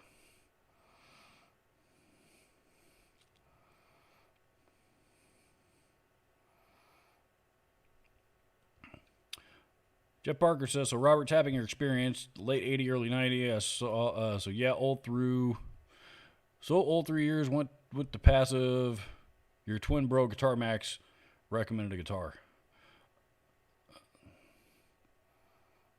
I'm trying to figure out, late 80, early 90, old 3 years, went through passive. Forgive me, I don't know what you're asking. Right below, he says Schecter Banshee GT EMG 81 60 in the neck. Really love it. So getting back into EMGs, any recommendations on EMG combos? Of course, play live and like to coil split. Okay, there we go. Now I'm with you. I think I saw Max's video on that guitar actually, and if you're getting back into EMGs. The 81, every guitar that I have that has EMGs in it, every one of them seems to all have the 81 and the 85. The 60, my understanding, is the neck pickup, that's a bit hotter than the 85. The 81, 85 has been popular for a long time, And again, that's, thanks to Zach Wild and James Hetfield for the longest time. Before James switched over to the 60 there at one point, and then they came out with the JH set for him that's got his name on it. Now that's what he uses. But my understanding is I think the 60 anyway is still pretty close to the neck pickup in the JH set. Let's see. There, depending on what kind of output you're looking for, if you're after like blazing hot, flamethrower distortion, the 81X, the 707, the 707X, I think it's called, are pretty good. The 707, I think they make in a 6-string version, I believe. So, yeah, there is more. There is a bigger EMG world out there than the 8185, which I didn't know for the longest time. Schecter was putting a pair of 89s in a lot of their guitars there for a while, like the Hellraisers. A lot of the Hellraisers were coming with a pair of 89s, which those were similar to the 8185, just with coil splitting capabilities. So, if I were to buy a set of EMGs right now, I would probably get like an 81X and a 60. If I were going to buy a set for myself right now.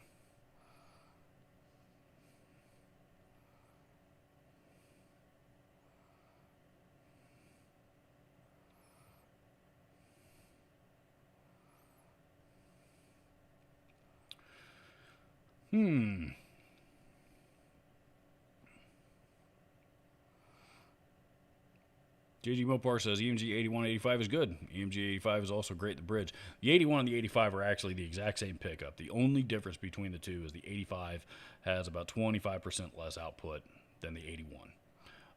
It's designed that way because obviously it's designed to pair, to be the neck pickup of the 81. So Kirk Hammett actually uses two 81s.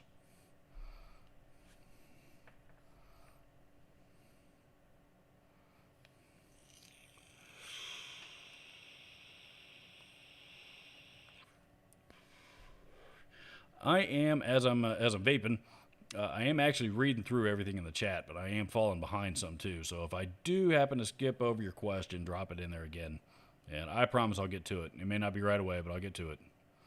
So you guys are much farther ahead right now than I am. So.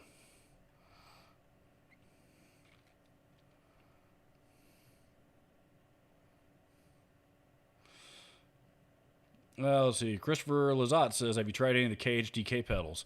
I have not, but that, I think it's called the Ghoul Screamer, which is it's their tube screamer circuit. My understanding is that is a really, really awesome tube screamer circuit that's on the market right now. So,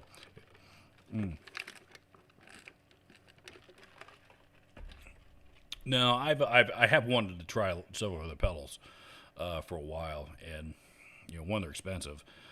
Two, I just haven't ran across any of them yet. I've got some time here in the next couple of days. Part of what I intend to do here in the next couple of days is, I need to spend some time and effort into reaching out to some more brands, more companies out there to send me some more current gear to demo for you guys, because I'm running out.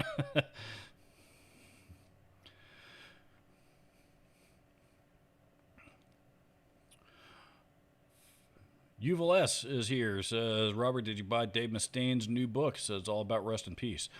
No, I haven't. Matter of fact, I wasn't even aware of it. I didn't know Dave Mustaine put out a book. Interesting. Next question is it on Amazon?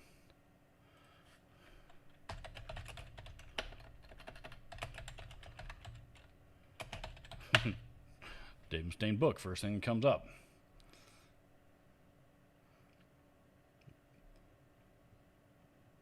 Amazon bestseller, Dave Mustaine, Rust in Peace, the inside story of the Megadeth masterpiece. Interesting.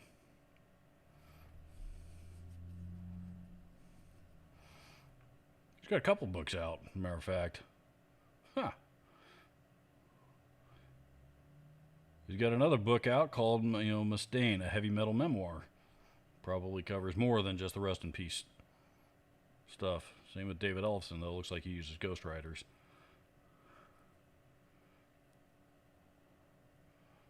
Huh.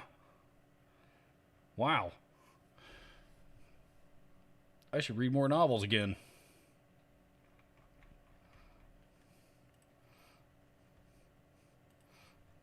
YouTube's become such a powerful tool for, for looking stuff up, and finding information on literally anything out there nowadays. I don't read novels like I used to. Interesting. Huh. No, thanks for telling me about that. I'm gonna check that out here very soon.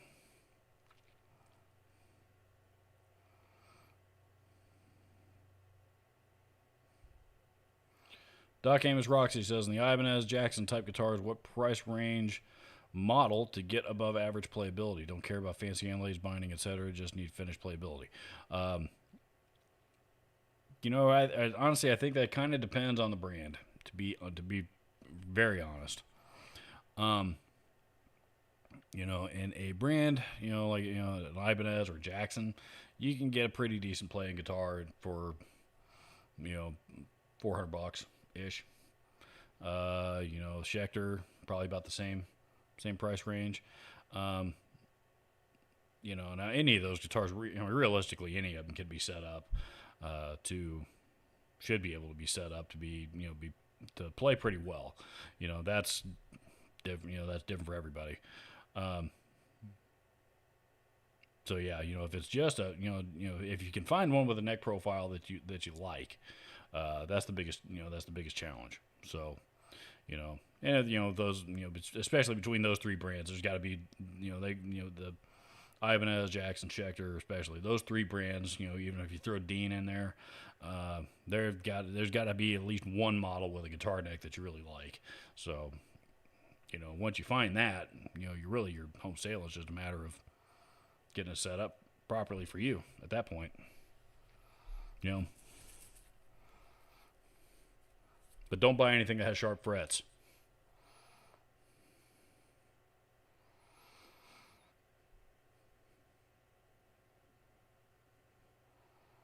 Jeff Haley's here. Says, hey man, glad to catch you. Always wanted to comment, but we usually watch you on the big ass TV.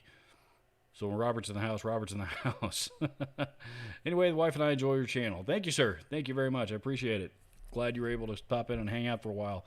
Sorry, I know it's been a little bit since you left that comment. I'm sorry, I'm just now getting to it. If you're still hanging out here, anyway. Let's see, where are we?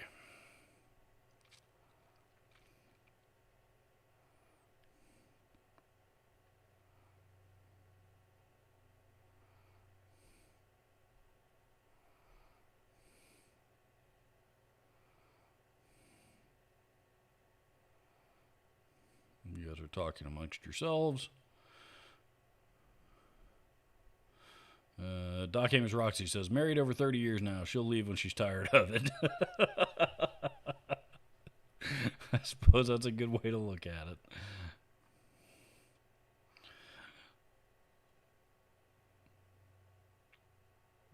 Let's see. Barry Sample is here. So what do you think of the D'Angelico solid body guitars? Assuming you're talking about the current line, actually the solid bodies I haven't played yet. I haven't played any of the new solid bodies yet. They do look interesting. Maybe not necessarily my stylistically probably not for me, but they do have a couple of them that I thought looked pretty cool. The semi hollow bodies and hollow bodies have been out for a few years. The ones that I have played, I thought were pretty good. As a matter of fact, I thought I thought a lot of them were actually really good for the money, especially for being imports. If you buy what I will call a real D'Angelico, a vintage one, one of the ones that were actually made by D'Angelico himself, those things on the vintage market bring $50,000 minimum. So they are if you can find one. That's you could spend years looking for one, wait if one even pops up. So The history behind that brand I think is really, really interesting. The current amalgamation of it, or the current resurrection of it, if you will, the ones that I have played have been pretty good, but I've heard a lot of other people that have complained about, various, various quality control, consistency issues, whatever they may be. I've actually got a buddy that works for him, and, he does, a lot of the ones that you buy, he does a lot of the setup work on them before they go into the box. So, and he also, the ones that get sent back to him, I think he's also the guy that's responsible for getting them straightened out. But they, the solid body guitars, I think, they look pretty sharp, but I have not yet played any of them. So I've got to assume that, they're going to be, quality-wise, QC-wise, they're going to be right in line with the rest of them.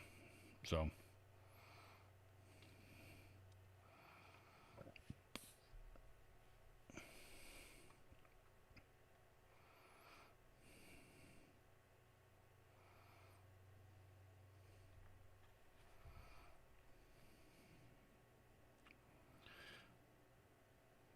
Doc Amos Roxy says, "Does beer and weed constitute a hobby?"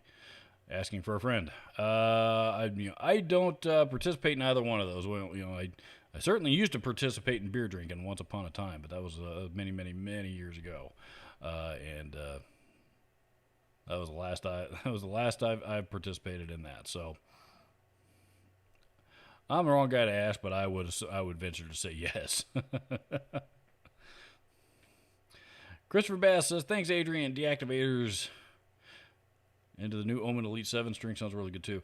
DiMarzio Deactivators, that's a kick-ass pickup, man. That's what's in my Xiphos. And I really, really like those pickups. I like the concept behind them, passive pickups that are designed to sound like active pickups, and they do have that active pickup flavor to them. So, I like the concept behind them, but, yeah, that's a good sounding pickup. Hats off to DiMarzio for that one.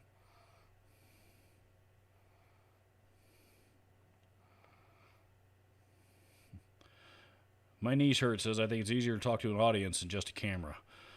There's definitely some truth to that too. I've done my share of public speaking over the years, and honestly, you're correct. The bigger the audience is, the easier it is for me to talk to them.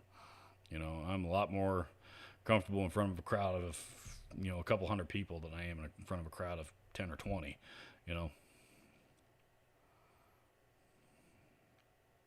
I don't know why that is either. You would think it'd be the other way around. I guess with the smaller crowds, it's a lot more personal, or a lot more personal and a lot more personable.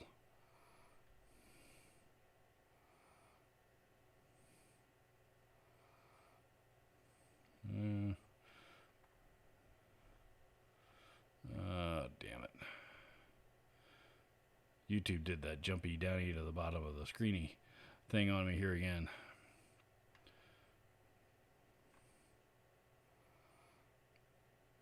Doc Amos Roxy says, "Does any modern players use standard tuning anymore?" Oh, there's plenty of them. The majority of what Metallica has recorded, believe it or not, has all been played and recorded in E standard. They've done some things in some alternate tunings. I think I think just about all of Saint Anger actually was drop C. There's been a few other tracks along the way, like The Thing That Should Not Be, I think, was drop C, and a few other one-offs here and there. But the vast majority of Metallica's music has been standard E. So there are plenty, there's plenty of people out there that still play in standard E. Matter of fact, my BC Rich ASM Pro, the white one with the EMGs, that guitar, I actually keep that guitar tuned to E standard. So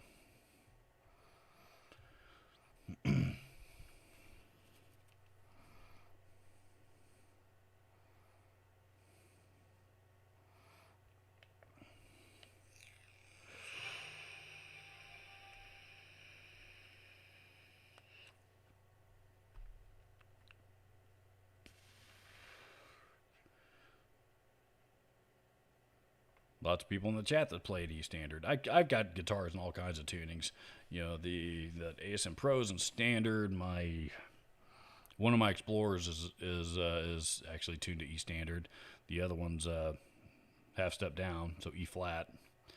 Um, SG I think is E flat. Most of them, E flat's probably my favorite tuning. So a lot of them are set up for that. Drop C, I play in a lot. D standard, I play in a lot. You know,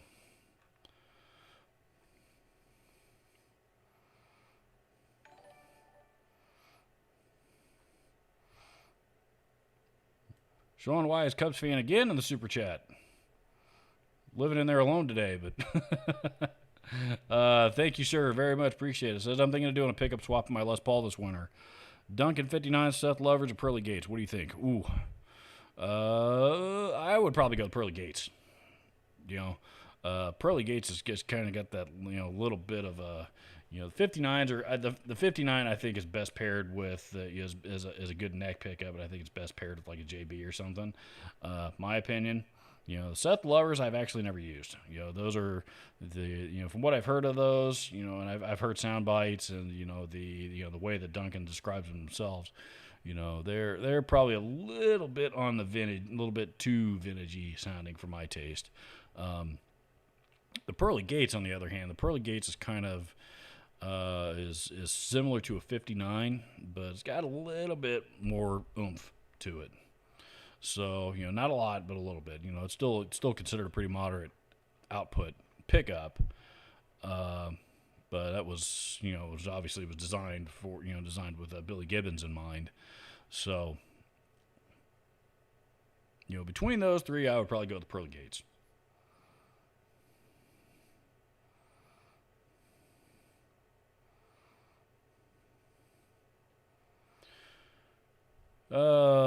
Let's see. Doc Amos Roxy says RGD keep working on premieres. I only remembered you were live last 2 weeks because I checked for NCAA schedule and boom, there you are. I don't know how I showed up next to your NCAA schedule, but the live shows are a little bit different stuff. That just sends out an alert to really whoever YouTube deems that they want to send it out to directly. So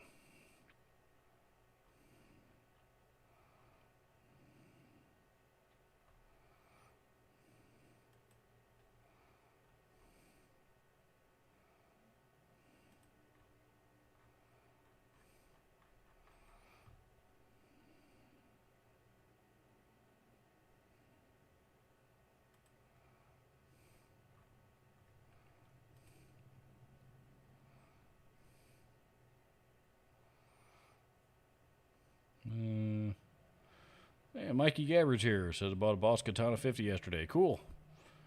Boss Katanas are great amps, man.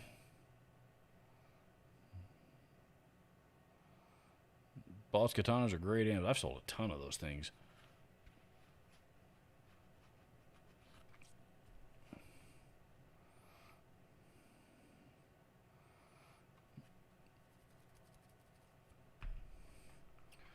Mine Easthurt says Mustaine is another book that's on YouTube. Someone reads it. It's 10 hours long.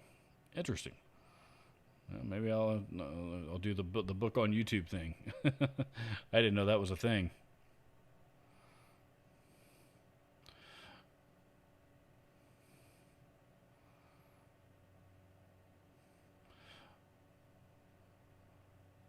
Mike Jones says, wish Newstead would write a book. I bet it would be a full volume encyclopedia. That'd be a good read, man. He's got a real interesting, history even before Metallica. Because he spent a lot of time. He spent a long time in Exodus. In Exodus, even at the Bay Area anyway, we're already already pretty popular. So he had a fair amount of experience, even before he joined Metallica. And then of course I think Trujillo's finally been there longer now than Newstead was, but for the longest time, Newstead was their longest standing bass player by a wide margin. I would be interested to read that as well, because they did talk about it quite a bit in the Some Kind of Monster documentary, but he had already left the band by that point, so you didn't get a whole lot of Newstead's perspective on it, and I really would have liked to have heard that.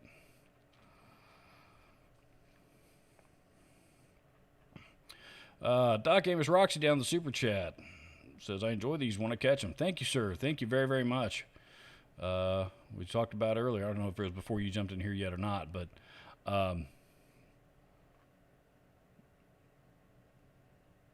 yeah, I enjoy doing these live streams as well. This is actually quite enjoyable for me. Very very enjoyable, relaxing. Just a good hang here on a Saturday afternoon when most of us are still stuck at home right now anyway.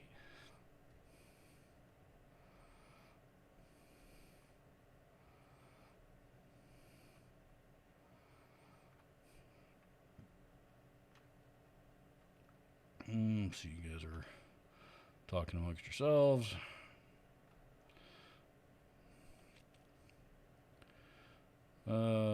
Crazy Cook 678 says, hi Robert, good to see you today. What's your favorite neck pickup? Favorite neck pickup probably would be the Duncan Jazz model. Probably the Duncan Jazz. Yeah, I mean, if I were, the JB and the Jazz go so well together. It's so many different guitars. So, generally speaking anyway, that's probably what I would go with. There are other guitars that I have that are, they're just designed for higher output, period. And they've got, like Ibanez Xiphos has got 2 deactivators in it, and I would never dream of changing out either one of those pickups. So, but if you were gonna make me pick one, I'd tell you give me the Jazz model.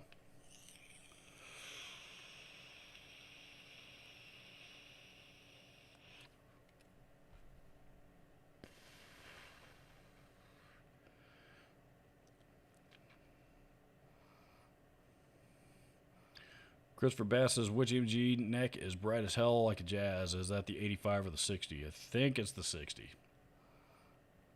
I think it's the 60. 85 doesn't really seem overly bright to me. Christopher Bass says 8185 is Zakk Wylde. I think 8160 is Metallica. 8160 is James Hetfield specifically. I think Kirk is still using the 2 81s. But I think you guys are also responding to the things that I already said earlier. Let's see.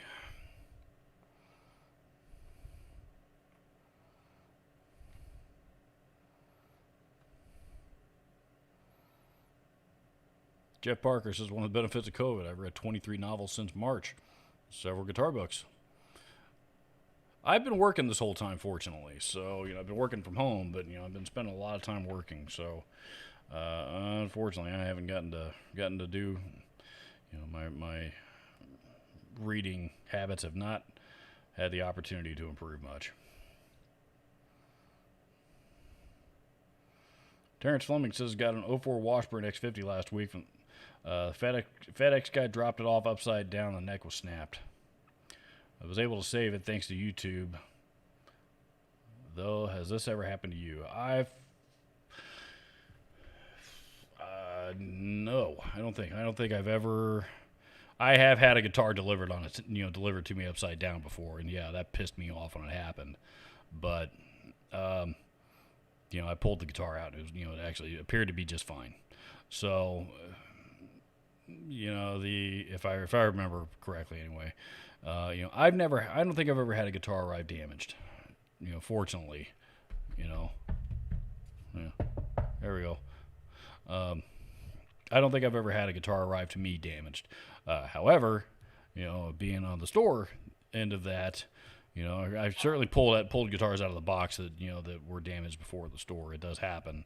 But it's really frustrating. What was really frustrating was when we shipped something out to a customer and they received it damaged. That's a huge pain in the ass. So, it's usually nobody's fault except UPS's or FedEx or whoever it may be. But oh wow, Hunter Pence just announced his retirement. 2-time World Series champ, 14-year veteran. I wonder how many All-Star games he played in. I know it was quite a few.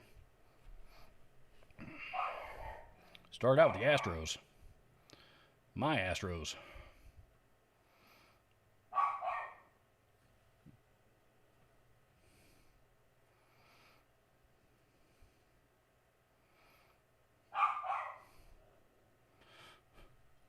Jesus, what?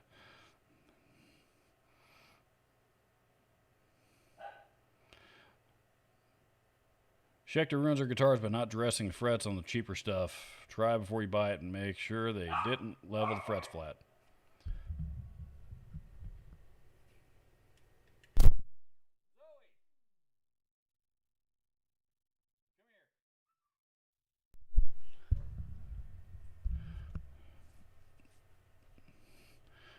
Barking at the mailman. My knees hurt says I picked up a $600 Schecter and a 1.5, I'm assuming a $1,500 Gibson. Schecter was dialed, Gibson had sharp frets. Yep, I've run into that before as well. I don't think most of the Schecters I picked up, any price range, have been pretty well made. I was pretty impressed with my CR6 when I pulled it out of the box. I've used that guitar a lot since I got it.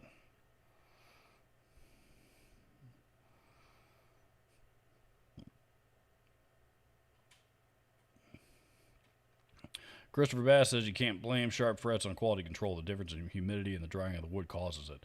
That's true, but the argument can also be made that the manufacturer should have taken a bit more time drying out the wood before they used it to build a guitar neck. So.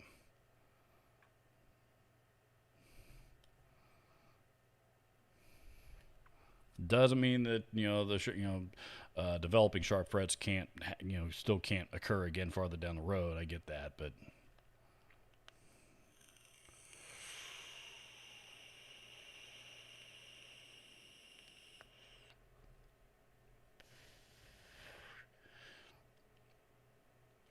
one guitar company that's been real good to me so far, though, regarding fretwork, though, is Chapman. Very, the baritone that I got a couple months ago, that neck felt absolutely phenomenal right out of the box. Right out of the box.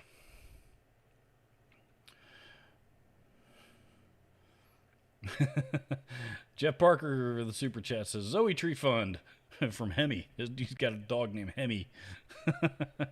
I'm sure Zoe will appreciate that, though she's weird. She usually Faith feeds her. My wife feeds her first thing in the morning, and and she always eats for Faith. Zoe will not eat for me when I feed her in the morning. She'll go over and sniff at it once and then turn around and walk away from it. So I've got to beg and plead with that dog to get her to eat. Half the time, eventually she'll get hungry enough. She'll go over to eat it on her own. But, I don't like for her to wait that long because I don't think it's good for her. So,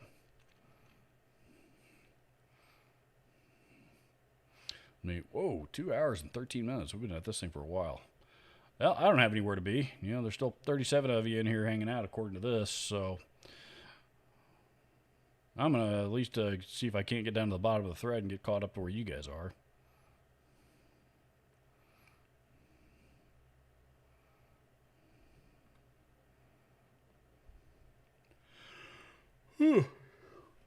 Pardon me.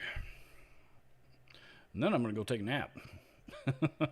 Because after this here live stream, all of my YouTube stuff is done for the week. So I actually got 3 videos produced this week.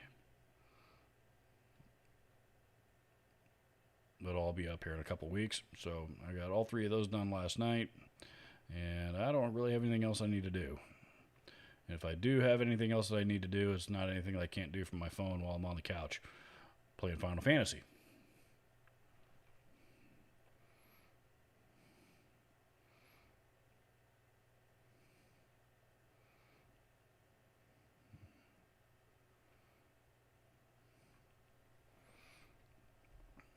So you guys are still talking amongst yourselves. Rich is here. Says, hi, Rob and all. Who's Rob?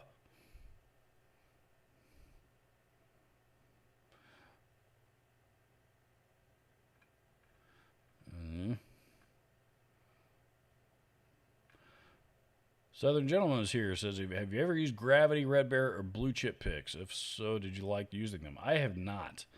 I have been pretty loyal to Dunlop. It's not necessarily a loyalty to Dunlop. I just like their guitar picks, and always have. Dunlop guitar picks are pretty much what I have always used. I started out using, I guess, when I very first started playing guitar, back in the late '80s when I got my first guitar, I found, somehow or another, I found myself with a small pile of Fender picks, in front of me, and that's what I used. And then in the early '90s, the guitar shop that I was taking lessons at, they had this pick called, I think it was called a high-low. It was an all-black pick that kind of had a little bit of grip on each side, but the interesting thing about it, the end, the tip of it was twisted. So, looking back, it was probably not a good thing for me. But the end of the guitar pick, if you guys can see this pick right here, the tip of it was twisted that way. Like naturally twisted. Like they built it that way, and it was designed that way so that you could hold your pick at a little bit sharper angle and avoid like the pick scratch sound. Unfortunately, that kind of got me into some bad habits. To this day, I don't. My pick is still not perfectly perpendicular or parallel to the strings. I still hold it at a little bit of an angle. So, but I played those for a while, and then eventually I found I switched over to the Tordex picks and played those for a little bit, and then I played snarl. I take that back. From the Tordex picks, then I went to the Gator grips, and then I played from the Gator grips. I went to, because gripping was always my problem. I could never find something that I could get a good solid grip on and keep it. And then Snarling Dogs came out with their picks that actually had that grip built into them specifically. They were nylon picks, and they still make them. They were nylon picks, and I've never been real crazy about nylon, but they had the grip that I want, and it gave me more control. So I played those for a while, and then Dunlop came out with the Max grips, which is their version of the same thing, and I actually like those better. And I've still got a pile of those laying around.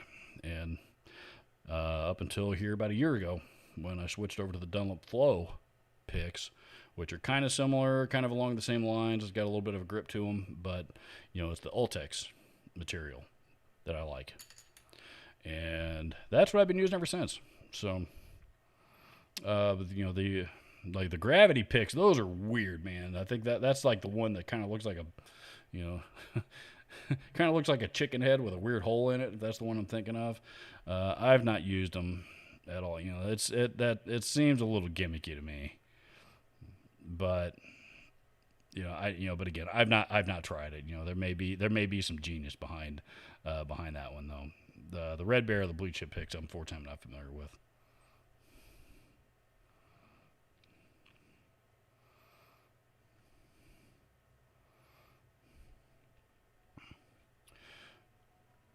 Doc Amos Roxy says, damn, every week I think I know what I want next, and the folks in the chat remind me of other things, and then I just still confused. Yep, that happens to me pretty often, I'm afraid. I've got my sights set on, set on a specific piece of gear that I need, and I know I need it, and I know I need to have it before I spend money on anything else, and then something else shiny pops up in front of me, and I end up buying the shiny thing instead. But I will say the last major gear purchase this time around was actually, I did remain disciplined, and I actually bought something that I needed, and I'm not going to disclose what it is yet because I'm going to wait until you guys see the video. But it is something you guys have heard me talk about a lot lately.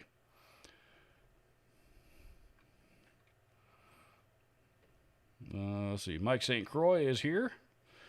Jeff T is here. Says, anyone using the DiMarzio Dark Matter pickups?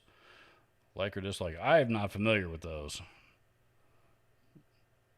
I'm not familiar with those at all, actually. I'll have to check them out. I'm familiar with the TC Electronic Dark Matter Distortion. I don't know if those are, if they're related or not. Cushman NYC is here. Welcome to you.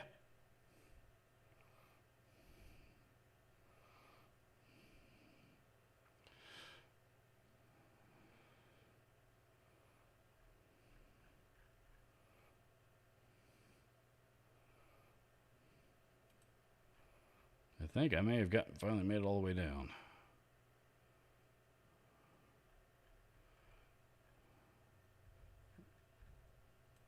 I think I'm finally caught up. Hopefully I got to everybody's questions.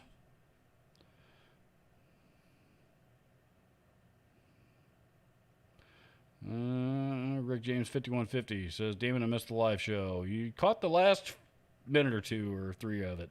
So, but I think we are just about wrapped up. But thank you much for popping in.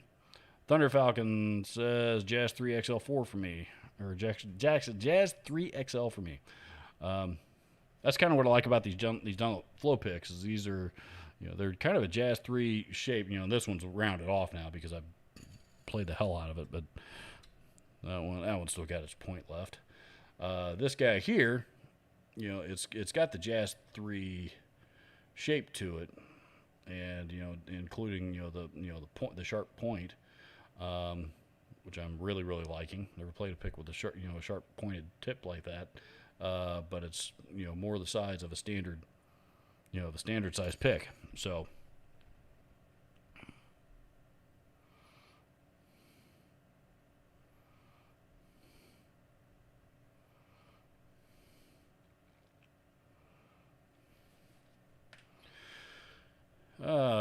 See, I'm mid-50s, had 3 wrist finger surgeries and just years of overall due to abuse of them. I fumble picks now and seem to like thicker picks. Need to try gravity and other unusual makers.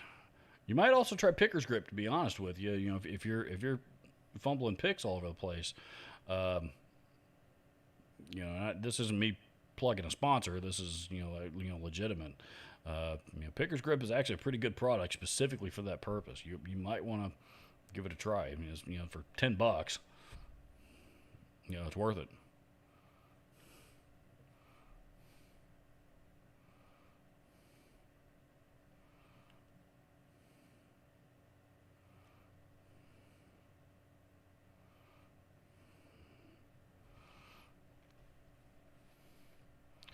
Jeff T says, I tried the Sinister metal picks. Anyone have good luck with metal picks? I've not. I take that back. They, company called Forever Pick actually sent me a couple of metal. They sent me a silver one, actually. They had like he sent me a couple of metal picks to demo a while back.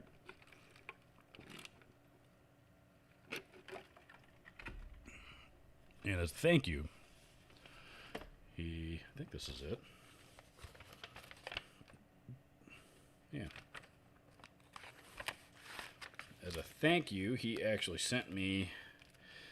This is actually a sterling silver guitar pick that he sent me. As a thank you. It's kind of basically the same design as the one that I demoed for him, but those were, I think nickel and I think they're pennies. Yeah, they're pennies what they were. So. But that one, he only made a few of them out of actual silver, and was kind enough to send me one. So,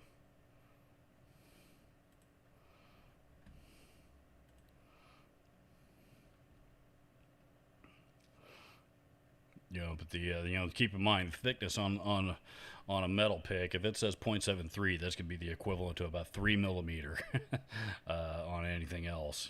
Because metal, most of those metal materials are way more rigid than nylon or Ultex or Tortex or any of that stuff. So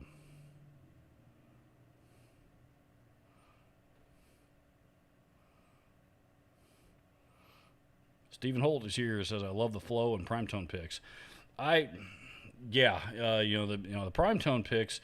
That's the thing. I can't tell looking at all the specs and the materials and everything. I mean, that's the reason why I bought the flow picks, because the Primetones they appear to be the exact same material and the exact same shape. I don't see what the advantage or the price jump is with those. I mean, I know some people really seem to like them, but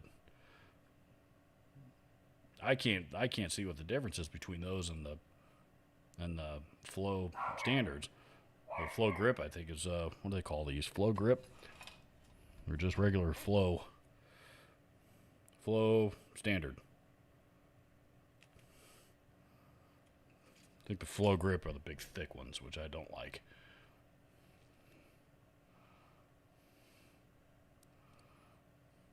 James Hetfield Black Fang 0.94 millimeter and 1.14 millimeter, definitely worth trying. Great for rock and metal. And those are Dunlop Ultecs, is what those are. They've just got, they've got, they're black and they've got his graphic on it, but that's a Dunlop Ultecs.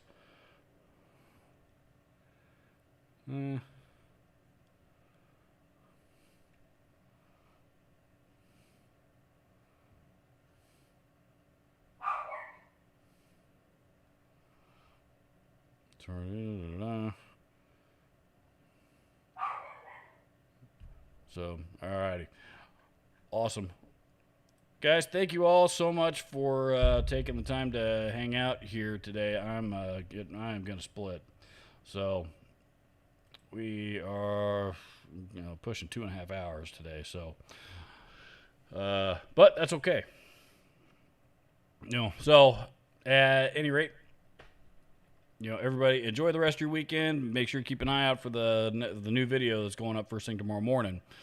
And I guess 10 a.m. I think is, hell, I don't know. I think that was one of the weird premiere video things that I screwed up and didn't know what I was doing. So, at any rate, that'll be up for you guys for your viewing pleasure tomorrow.